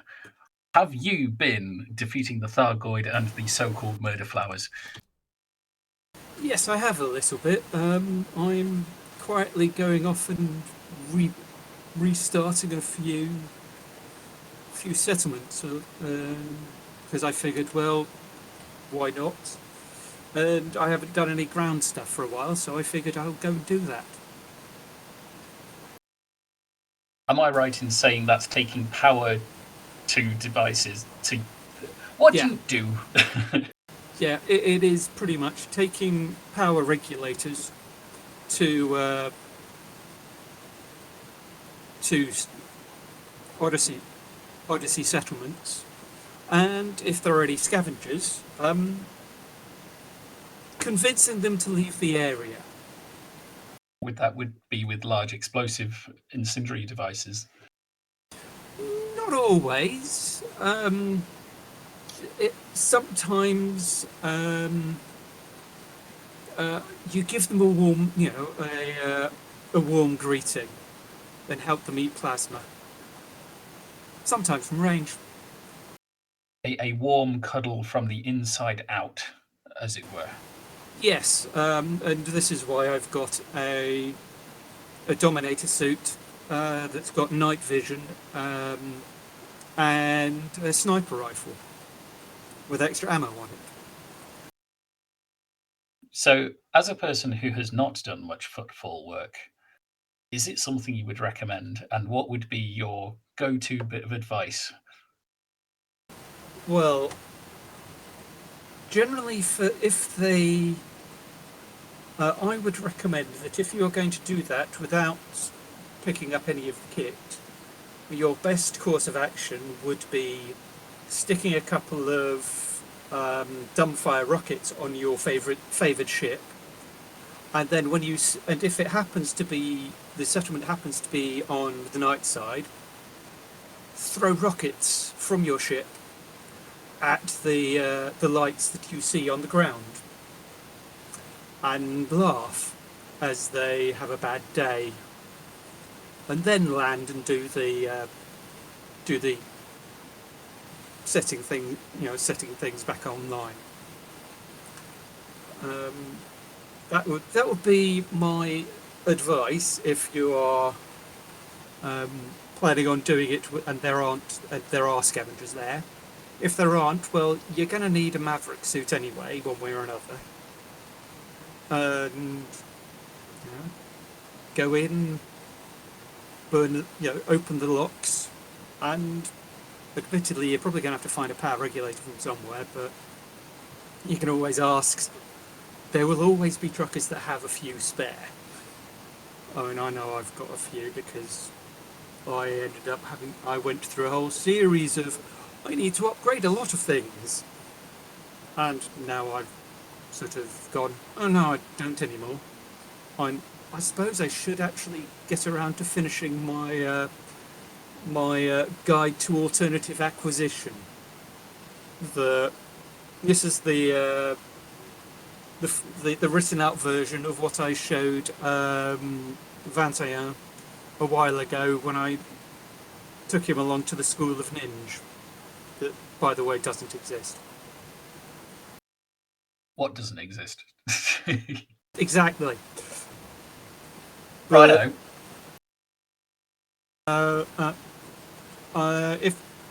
If you like some tips and some hints, I'm happy to provide. And I'm going on holiday just over in a fortnight. So I should probably get around to finishing off writing it up and sending it in. I look forward to it. It sounds like a potential feature for another week. And as I can see the screen tickering through, what are your thoughts on the latest curry ship that has arrived?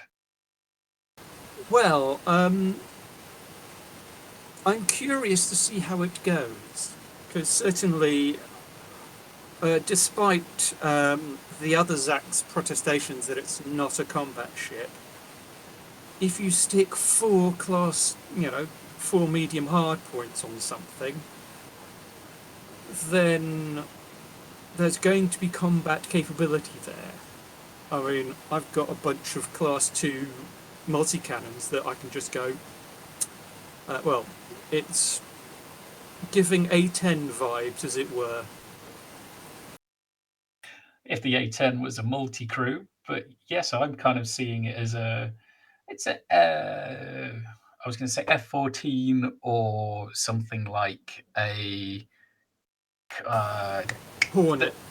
There's another one in the States, an old one that I can't quite... Corsair 2, I think was what I was thinking. Yes, the F-80, the F-86 Sabre. One of their last... Badger. One of their last pure gunships. Jet fighter, though. The basking shark of the sky. Yeah. Well, it basked, it killed things, and then it went home. But yeah, it looks like it could be fun. I'll be interested to try it out, and And if it has the jump range that they say it does, then I might actually end up using it as an alternative for the for ground missions. Because at the moment I'm just tanking around in a federal gunship and going, oh, do you think you can hurt me? Really? That's cute. Have some rockets. I have been enjoying the use of my gunship over the last week for similar reasons. Yeah, I mean, I presume you've seen the pilot's video on the gunship?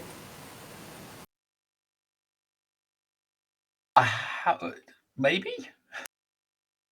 One of his suggestions is load it up with auto-loading overcharged multi-cannons and then go and punch a hole in something. Preferably pirates. That's basically, I loaded it with AX multi-cannons and it worked. But anything else you wish to add this evening? Or shall we call it at that? I believe we can call it a mug. A mug it is. I guess that means I'm handing over to Flossy. Hello, Flossie. Seamless. Oh, yes. Sorry. Yes. Yeah. Quick, interrogate Amelia. Oh, press my finger on the... Well, not the keyboard. It's just on the desk. Idiot. Just pushing the desk with... No, I mean, you push Thargoids, you push Moons, Oh, you push God. Suns, and now you've pushed your desk. Yeah. So, Amelia, how are you doing? Hi, Flossie. I'm good. How are you? I'm all right, thank you. So, So what have you been doing recently? Well, I'll get to that in just a second. I have to extend what I am now visualizing as we were looking at the Mandalay and as we were just talking about it. Mm-hmm.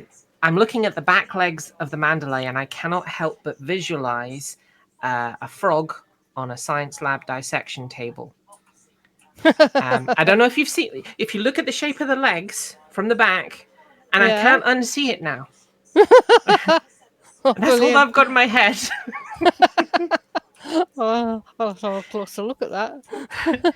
Anyway, let's see. My greatest achievement this past week, I soloed a whole tub of clotted cream flavored ice cream.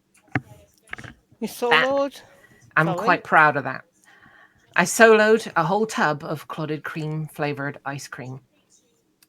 Right. And that's about my week, really. I haven't been able to I haven't been able to do much because I've got an ulcer in my eye at the moment, so I haven't really been on the screen much. So I don't really have much to say. So I will just say for the mug. Okay, right. For the mug. Thank you. Oh, whose go is it now? Is it me? Is it traditional? Vulkarius, you. Come here, Vulkarius. You sent me a long email. Oh, yeah. Yeah. And I looked at it and I read it and I yes, and then don't smack your hands together, okay? That will bust your knuckles. But tell us what the long email was about then. The short version to start with, and then I'll interrogate you. So I went to ECM. Commander Ascorbius basically sold me on the idea of a VR headset, and I've been playing Beat Saber quite regularly. You wanted me to mod that thing. Really, really good process, by the way. A website does it. I've never heard of web USB before, but wow, apparently it just does. I got it into developer mode. It went uninstalling Beat Saber, installing old version of Beat Saber, modding Beat Saber. Then I could download the custom maps. Because you wanted me to do the For the Mug map. By the way, if you ever want to learn truly how much anime pervades the entire internet, you need look no further than Beat Saber custom maps. It's like top rated anime, top played anime, latest squeaky anime tunes, more anime. Anime for 2 or 3 pages. Like I thought I'd be safe, like searching for some power metal. No, but the best one on there is clearly the For the Mug map, clearly. The first result, though, it was Through the Waifus and Flames Dragon Force remix.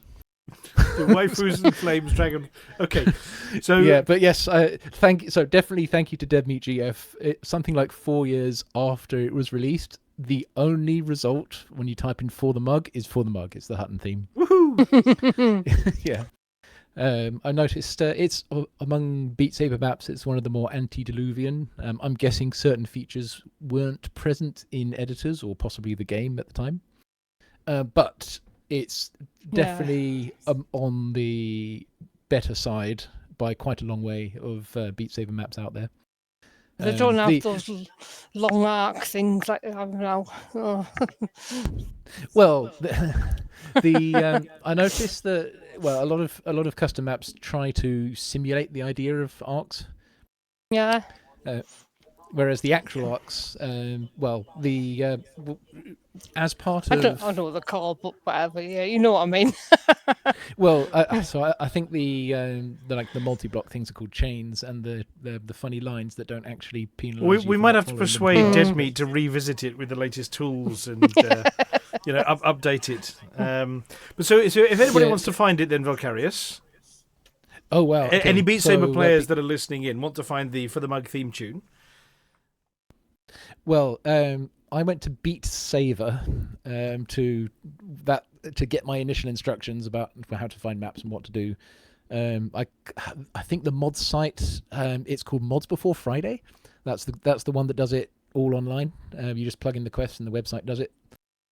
But yeah, you just search for once you've got it in the game, you can search from within Beat Saber, and you just search for the Mug and it comes up. Sounds good. I did learn how to make them as part of evaluating whether it's like how good it is. That's where almost like most problems with maps, it completely avoids. It's a good map.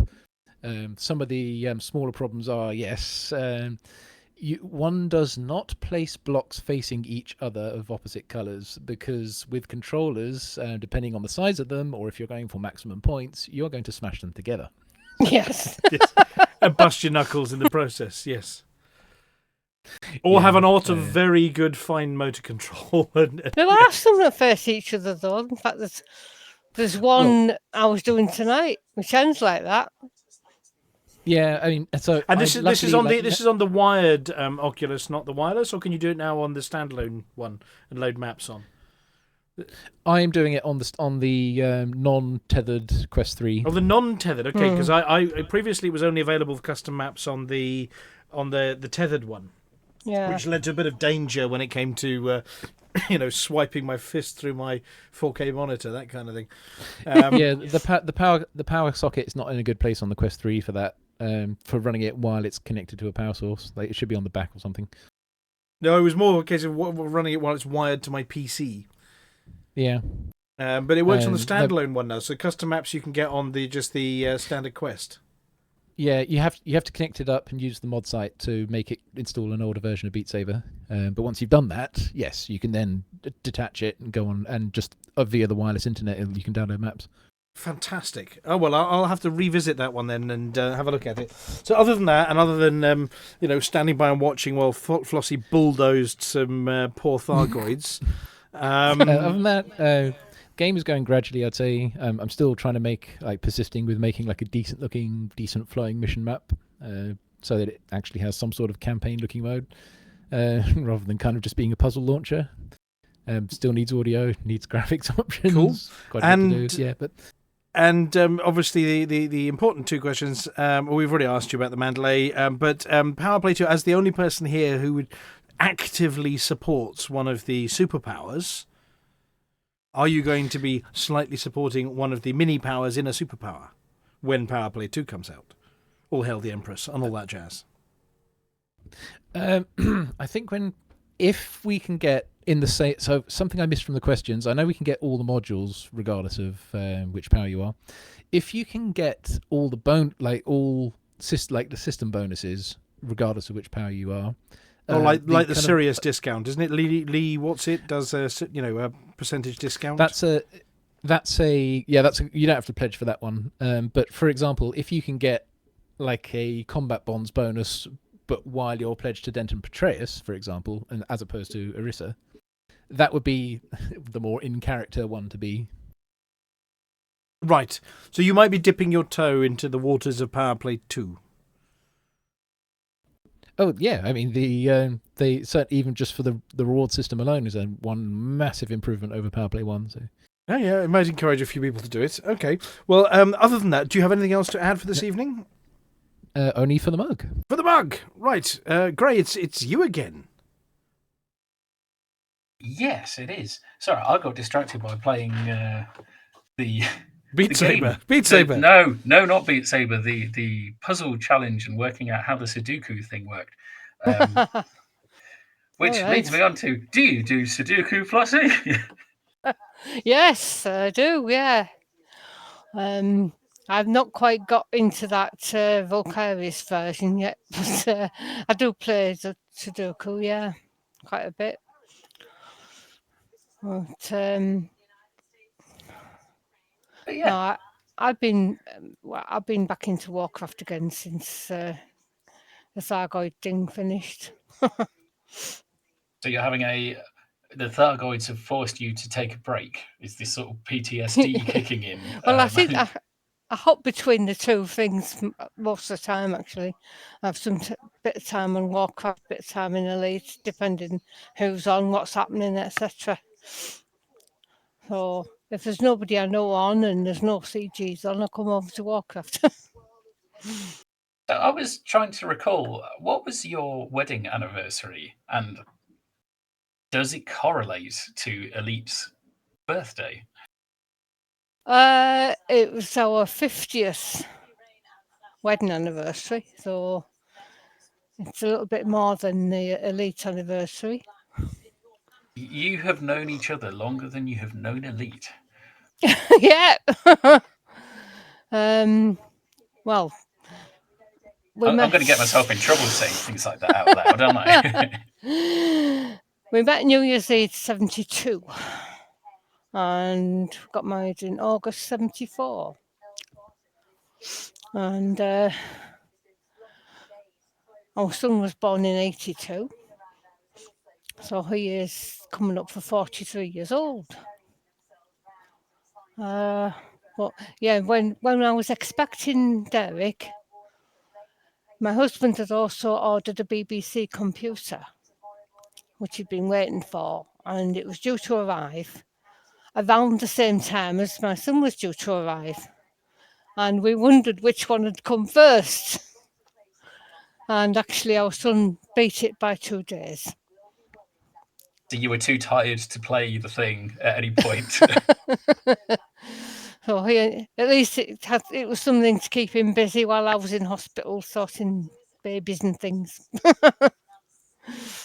So yeah. Well, I didn't really get into computers at all for quite a while after that. I mean, I used to play the odd game on his BBC and whatever computer he happened to have after that. But I didn't really have one of my own for quite a long time. And my first serious online game was Air Warrior. Combat, World War II combat sim. Oh gosh, that brings back vague, fuzzy memories of something I used to do with my mates on a Saturday night. So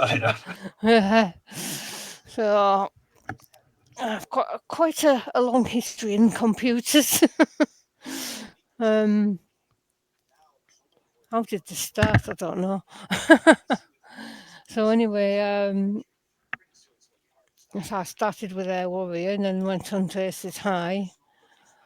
And things like World War II Online. I don't know why I was always homed in on the World War II stuff. Well, actually, it wasn't me. It was my husband, Robbie. He'd start playing something. Oh, yeah, that looks interesting. And I'd start playing it. And he was the first one to get in. Well, he had Elite on the BBC. I never even dreamt of ever playing Elite. I thought, oh, flying? No, I can't do that. But then, of course, when I started playing the World War II stuff, I finally learnt to fly. And so coming into Elite wasn't as daunting. I could already fly. But would you be brave enough to take a real aircraft into the air? No, I don't think so. Not even for charity? No. Well, I tried. I don't know enough about real flying to do anything like that. The Flossy wing walk, I think. I often used to go with him. He got his PPL quite a few years ago now, and I often used to go with him when he was learning, and a couple of times after he got his license. But other than that, no. It was a lot of hard work, and I don't think I could do it. You need to remember a lot of things all at once. But I imagine not having to think about the radio aspect probably helped. Yeah. But anything else you would like to add? I think I've said enough, haven't I? I've been going on for ages. No, I think that's it for the mug. Thank you. Lovely. Amelia, your turn. Hi, Dave. Hey, Amelia. Hi. How are you? Not bad, not bad. Busy. And have you been up to anything spectacularly fabulous this past week? Yeah, a birthday. Ooh, whose birthday? Yeah, I turned 21 the other day. Again? Yeah, again. 21 with some Roman numerals after it or something. Yes, so I did that and went out the day after the show was on last week to what called itself a comedy gig. Uh-huh. And walked out. Okay. Because he was a misogynistic arse. And are you going to mention names? No, I just didn't find it very funny. It was American bro culture arse, and yes, it could have been good, but no. You know, there is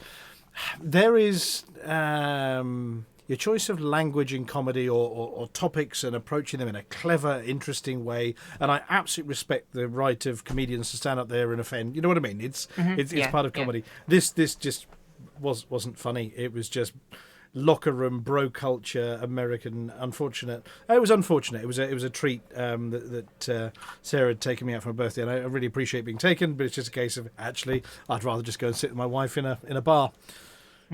Which is that's a shame. Always. Well, no, I got to sit with my wife in a bar, which was cool. So yes, it was sort of good and bad. I mean, we went away and stayed in a nice hotel, and then came back, got some nice prizes. A new way of sharpening all my knives with one of those little rolly things. You know, the little roll, you roll it up and down the blade. Yeah. They're meant to be very good. Yeah, well, I've never had my knives sharper. I do have whetstones and things, actually, so I have had knives sharper, but they take effort. And this achieved 99% of the same thing by rolling something up and down. And so put it on top of a tomato and it goes, and like, okay, that's sharp. I've been thinking about getting one myself. They're very good. I do heartily recommend it. It's got the 15 degree and the 20 degree. So I made things sharp and got some comic-y things. I got a new mobile phone. Oh, what comics?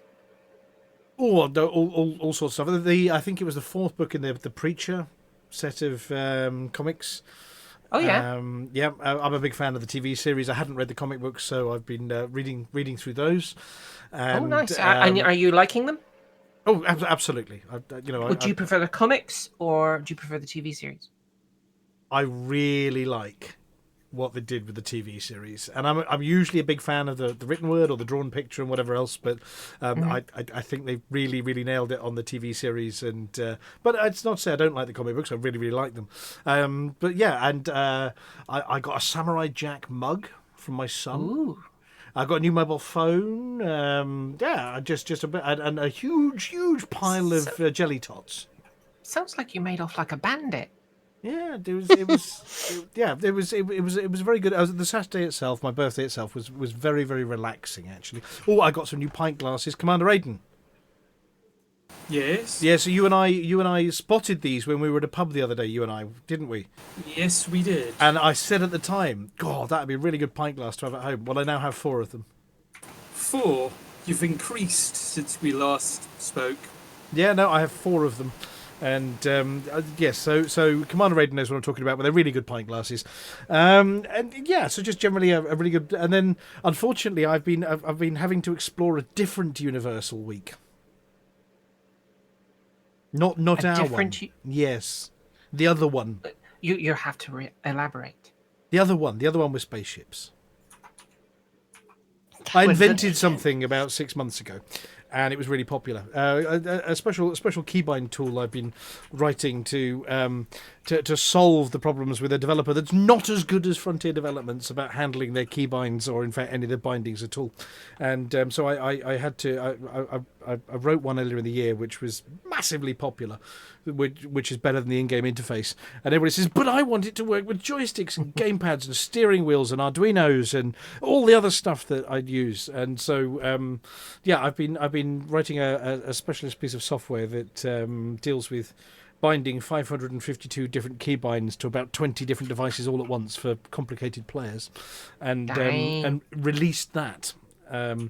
But it's meant having to step away from my fleet carrier for a bit, albeit I logged in to top it up, and frustrate myself by waking up in a bed and opening the door and walking down a corridor and getting a lift and going down the lift and walking all the way across a building to the train station, getting on a train, getting off the train, walking across the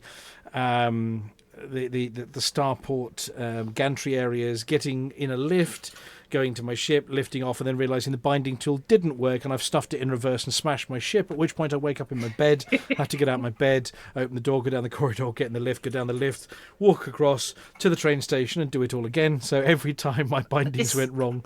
Yes. That sounds very immersive. Frustrating is the word you were looking for. And yes, that yes. can, but then saying that's what immersion is.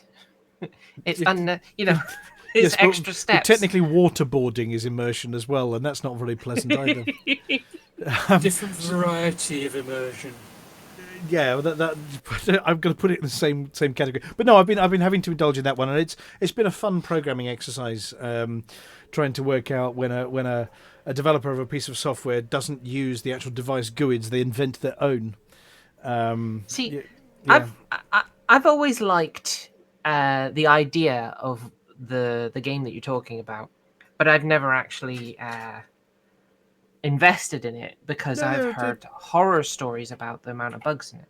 There are one or two spectacular elements. I think the most spectacular element is multi-crew in turrets. I think I've mentioned it before, is that when you actually manage to get to your ship, having gone down the lift and got in the train and walked across space pad and the gantries and then called it and then gone up in it and then gone into your ship, and somebody else has managed to do the same thing as well, when you fly out there and they're actually working the turrets while you're flying around, that is an A1 experience, absolutely. But that's the only one I've found. Visually, it's quite nice as well. And then I had to play around with that Star Wars Outlaws thing and develop a voice pack for that too, which meant indulging my Star Wars fetish a little bit. I've considered getting that one as well. Yeah, it's an enjoyable. It does look good. Yeah, they've got the lore right in that one. You know, it mentions the Pike Syndicate and it talks about Crimson Dawn and Kira, who was in was it Solo? Solo. Yeah. It delves into deep lore. I don't care about any of that. I don't care about any of that. You get a little fuzzy pet. You get a little fuzzy pet with little tentacles, and you get to dress them. That's by far the most important thing. Yeah, absolutely. Definitely. and you can tell the fuzzy pet what to do, like go mug people, which is quite fun. So, hey, cute little fuzzy pet, and mug that person. At which point they tear them a new one. Nice. Yeah, I've been doing stuff, but not really elite stuff. I did top up my fleet carrier balance a little bit, so I'm down to 2 billion or something in spare cash because I had to top up the fleet carrier. But I'm looking forward to the 22nd. I'm looking forward to the Mandalay, having done the tune and played the stuff. And I might, you never know, try. The trouble is, power play, none of the powers are appropriate to Hutton. Now, where is the super duper independent power? Hutton's always been independent. So I might. If there's a reason to support one of the independent ones that's somewhere else that's not in our space, then I might have to sort of pop over from Hutton and say, hi, it's me. I'm from that independent lot over there. Do you want a hand? And maybe lend a hand. Oh, you're giving away free stuff. Great. I think that's probably going to be the size of it. Mm. So yeah, I'm looking forward to that, and looking forward to what else is coming this year. I mean, I think they said at least 4 ships, so there's got to be something after the Mandalay. Well, assuming that they were not telling big fibs, and they've mentioned previously about a new feature. I don't know whether that's still on the radar or not, but hey, we'll keep an eye out for it. So yeah, that's been me for the mug and all that. Oh, for the mug. Thank you. And our tail gunner, Vulkarius. Hi, Little Grey. You have to check, whether our stunt presenter survived. Yeah, has Little Grey survived? I'm still here. Aha. I'm not using the other name; it's too rude. So what? See, that's the best response to a name. So what were you pressing buttons? I don't know who was doing things. No, so I offhandedly, we've been talking about it a while, that I might be able to be an extra button pusher should there be need. And I knew I was going to have an evening available to do it today. So I sent a message out saying, could I look over your shoulder over the internet? And Dave said, sure, why not? And then I ended up having a bit in the script, and then I see. And then it kind of ended up like another bit in the script, and then I did lots of bits in the script. I have no idea if they'll ask me back again, but that's a different matter entirely. I guess you've been given Litho's bit. You've been given the apology officer's bit. I think you did very well. Well, absolutely. Yes, There's nothing you like did. knowing it from the inside out before being asked to push the buttons, is there? Well, there is that, and also I kind of like the idea of the dyslexic word of the week. How can I pronounce it incorrectly or completely misread it into something else? Like, for a long time, when twerking was a thing, I didn't think it was Tewkesbury. Oh no, it was Twerksbury. I see. So, do you envisage yourself using the word assuage in the future? I'm going to say no. Assuage. Assuage. Isn't he a UKIP politician? No, it's a fragrance that Johnny Depp promotes. Oh no, that's sausage, isn't it? No, that's what Keir Starmer wants released. I don't want Keir Starmer's sausage released, thank you very much.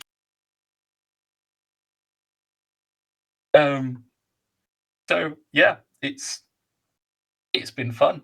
I'll do it again if you have me back. Will Hutton Orbital, will Studio 5 have back Little Grey? That's a live broadcast out from the Twitch channel there.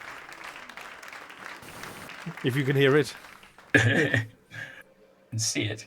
I like the laser show that's going on the Twitch channel at the moment. That looks really cool. Yeah, that's the video. So I tried to I sent a sneaky message before the show, hoping that would be preloaded for the briefing. Well, it did. It was shown during the briefing. Yeah. Yes. Yep. You set me a challenge. I'll rise to it. Yes, it's a spire site with various commanders above it shooting things down. So I did 2 new things for me this week in Elite. I joined the community goal, and I did attack some Thargoids in my gunship with AX cannons. And I died a bit, but actually I took more of them than I died, so I'll take that. And on top of that, I ended up also accidentally doing it in open, and it was great fun because there were so many people around that they actually got destroyed and I wasn't getting hammered.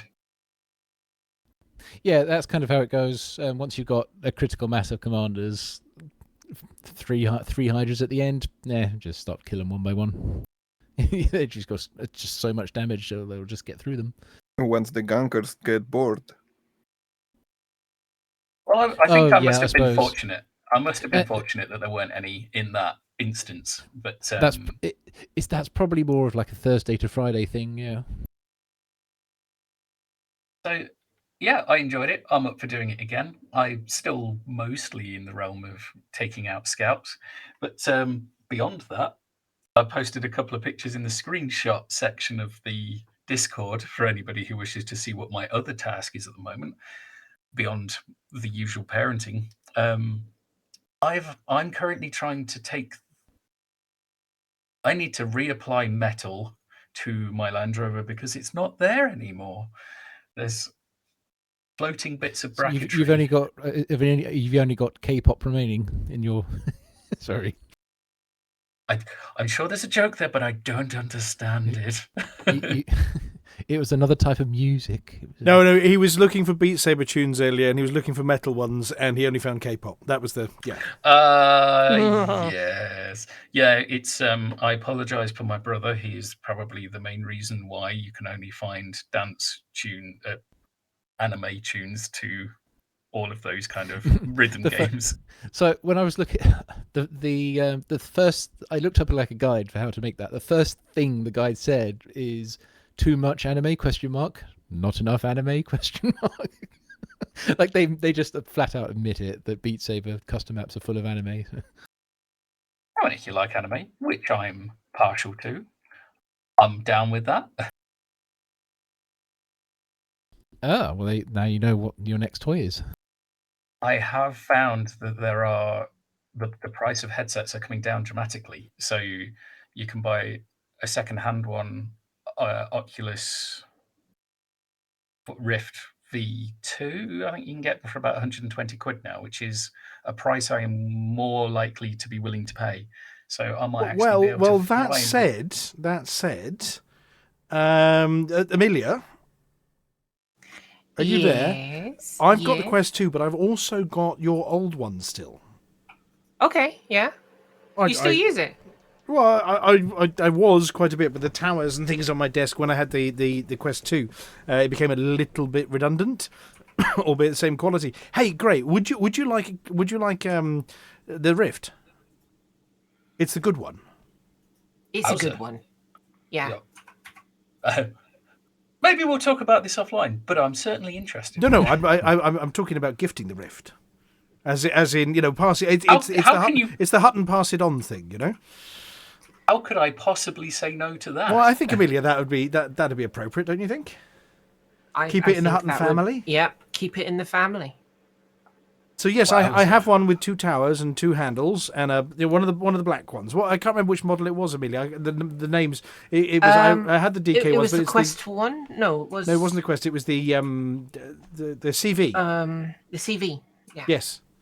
It was really good. Yes. Yeah. So yes, you're welcome to have it, Gray. Consider it passed on to you. I'd be delighted. Thank you very much. I don't know what the support is like these days with the Quest having come out and whatever else, but it should work, yeah. And then you can experience Elite in VR. I will make it work. Yeah, fine. Consider it yours. It's the Hutton, use it and pass it along kind of thing. So yes, consider it yours. Actually, while we're talking about the Hutton pass it along stuff, I will talk to you after the show about something else as well, Little Grey. That sounds terribly ominous. It sounds very ominous. Dun dun dun. Does it involve assuaging? Please don't swage me. It sounds uncomfortable. Assuage. Julian Assuage. Yeah, the Elite in VR will be pretty good because the something I noticed it doesn't need is any sort of movement vignette because you've got the cockpit around you, so you don't get as sort of queasy as if unlike certain older games where the movement vignette doesn't work and you have to deal with it. Right. Are we reaching an end? I would say, short of playing with aliens and dealing with rust on my suborbital hauler, I'm going to say it's for a mug. For a mug. Right, well, look, thank you very much to our stunt presenter. Thank you very much to Aidan and Bushman for joining us in the green room, which happens once a month at the end of the month. For those of you that were tuning in on Twitch wondering why are they just sitting here chatting, it's something we do once a month to catch up with everybody. And you're more than welcome to come and join us if you want, just to say hi and have a bit of banter. Thank you very much to Vulkarius for your Thargoid shenanigans update. You're very welcome. More coming soon. Thank you very much to Amelia for the seamlessnesses. Seamlessnesses. Yes, those ones too. Yeah, welcome. Yep, yes. And thank you very much to Flossy for beating up the Thargoids for us. You're welcome. Thank you very much to Gray for bravely being thrown at the deep end. Thank you very much to our listeners and our viewers.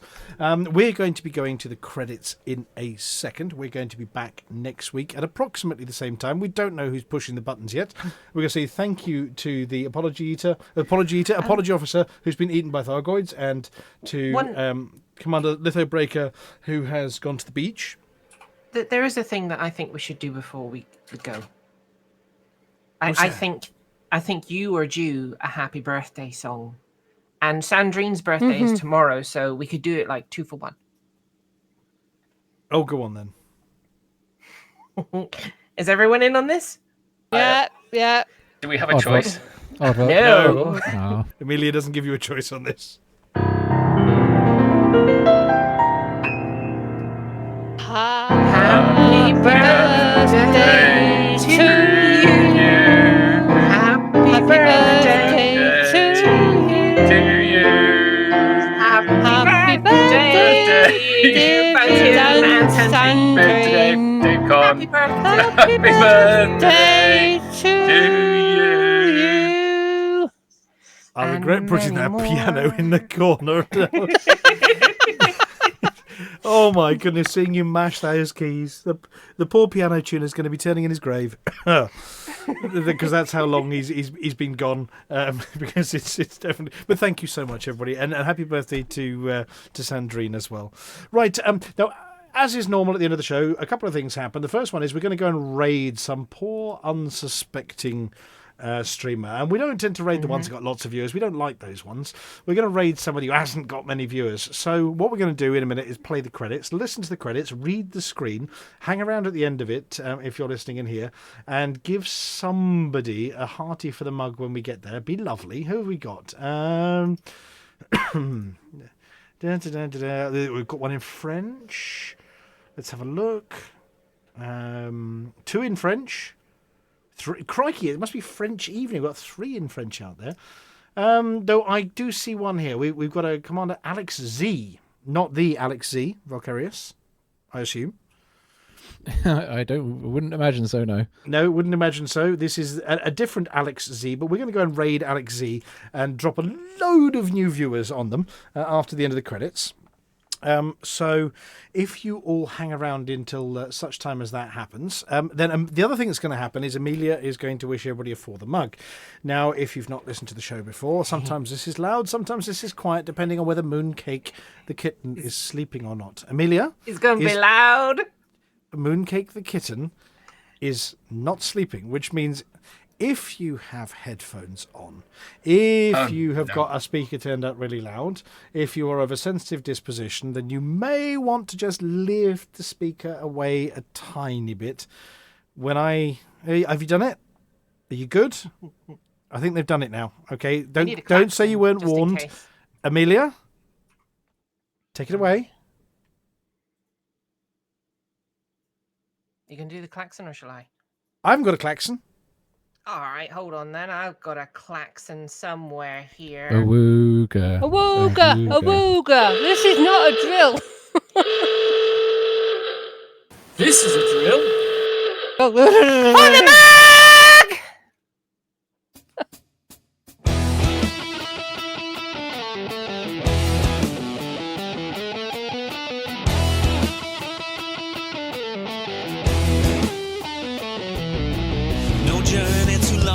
Cargo too small. The profit margins never really mattered at all. We're gonna take the cargo where it's needed today. Super cruising all across the Milky Way. We'll take anything, anytime, anywhere. Loading up the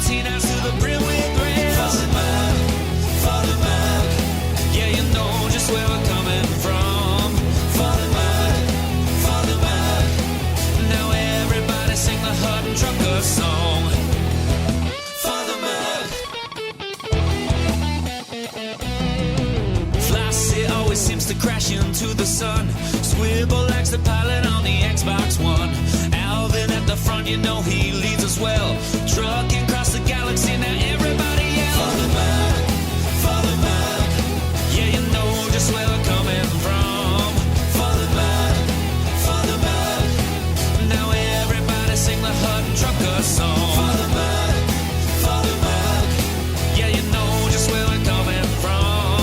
Father Mac, Father Mac. Now everybody sing the Hutton Trucker song.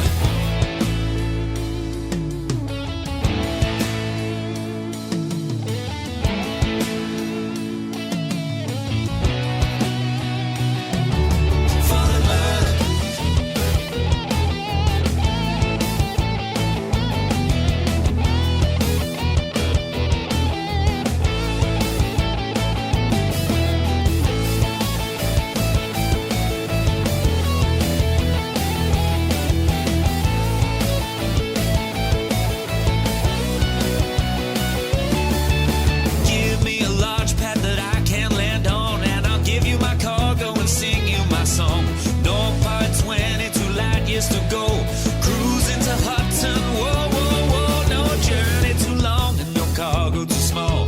The profit margins never really mattered at all. We're gonna take the cargo where it's needed today. Super cruising all across the Milky Way. We'll take anything, anytime, anywhere. So shout it out loud like you don't even care. Father Mac, Father Mac.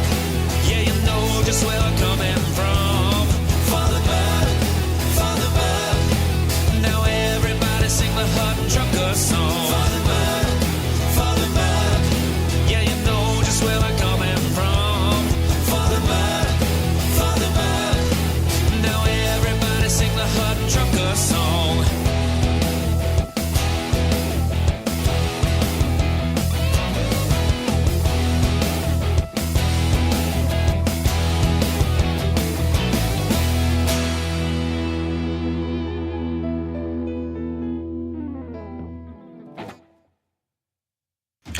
Well, ladies and gentlemen, we're very sorry, but that's the end of the show.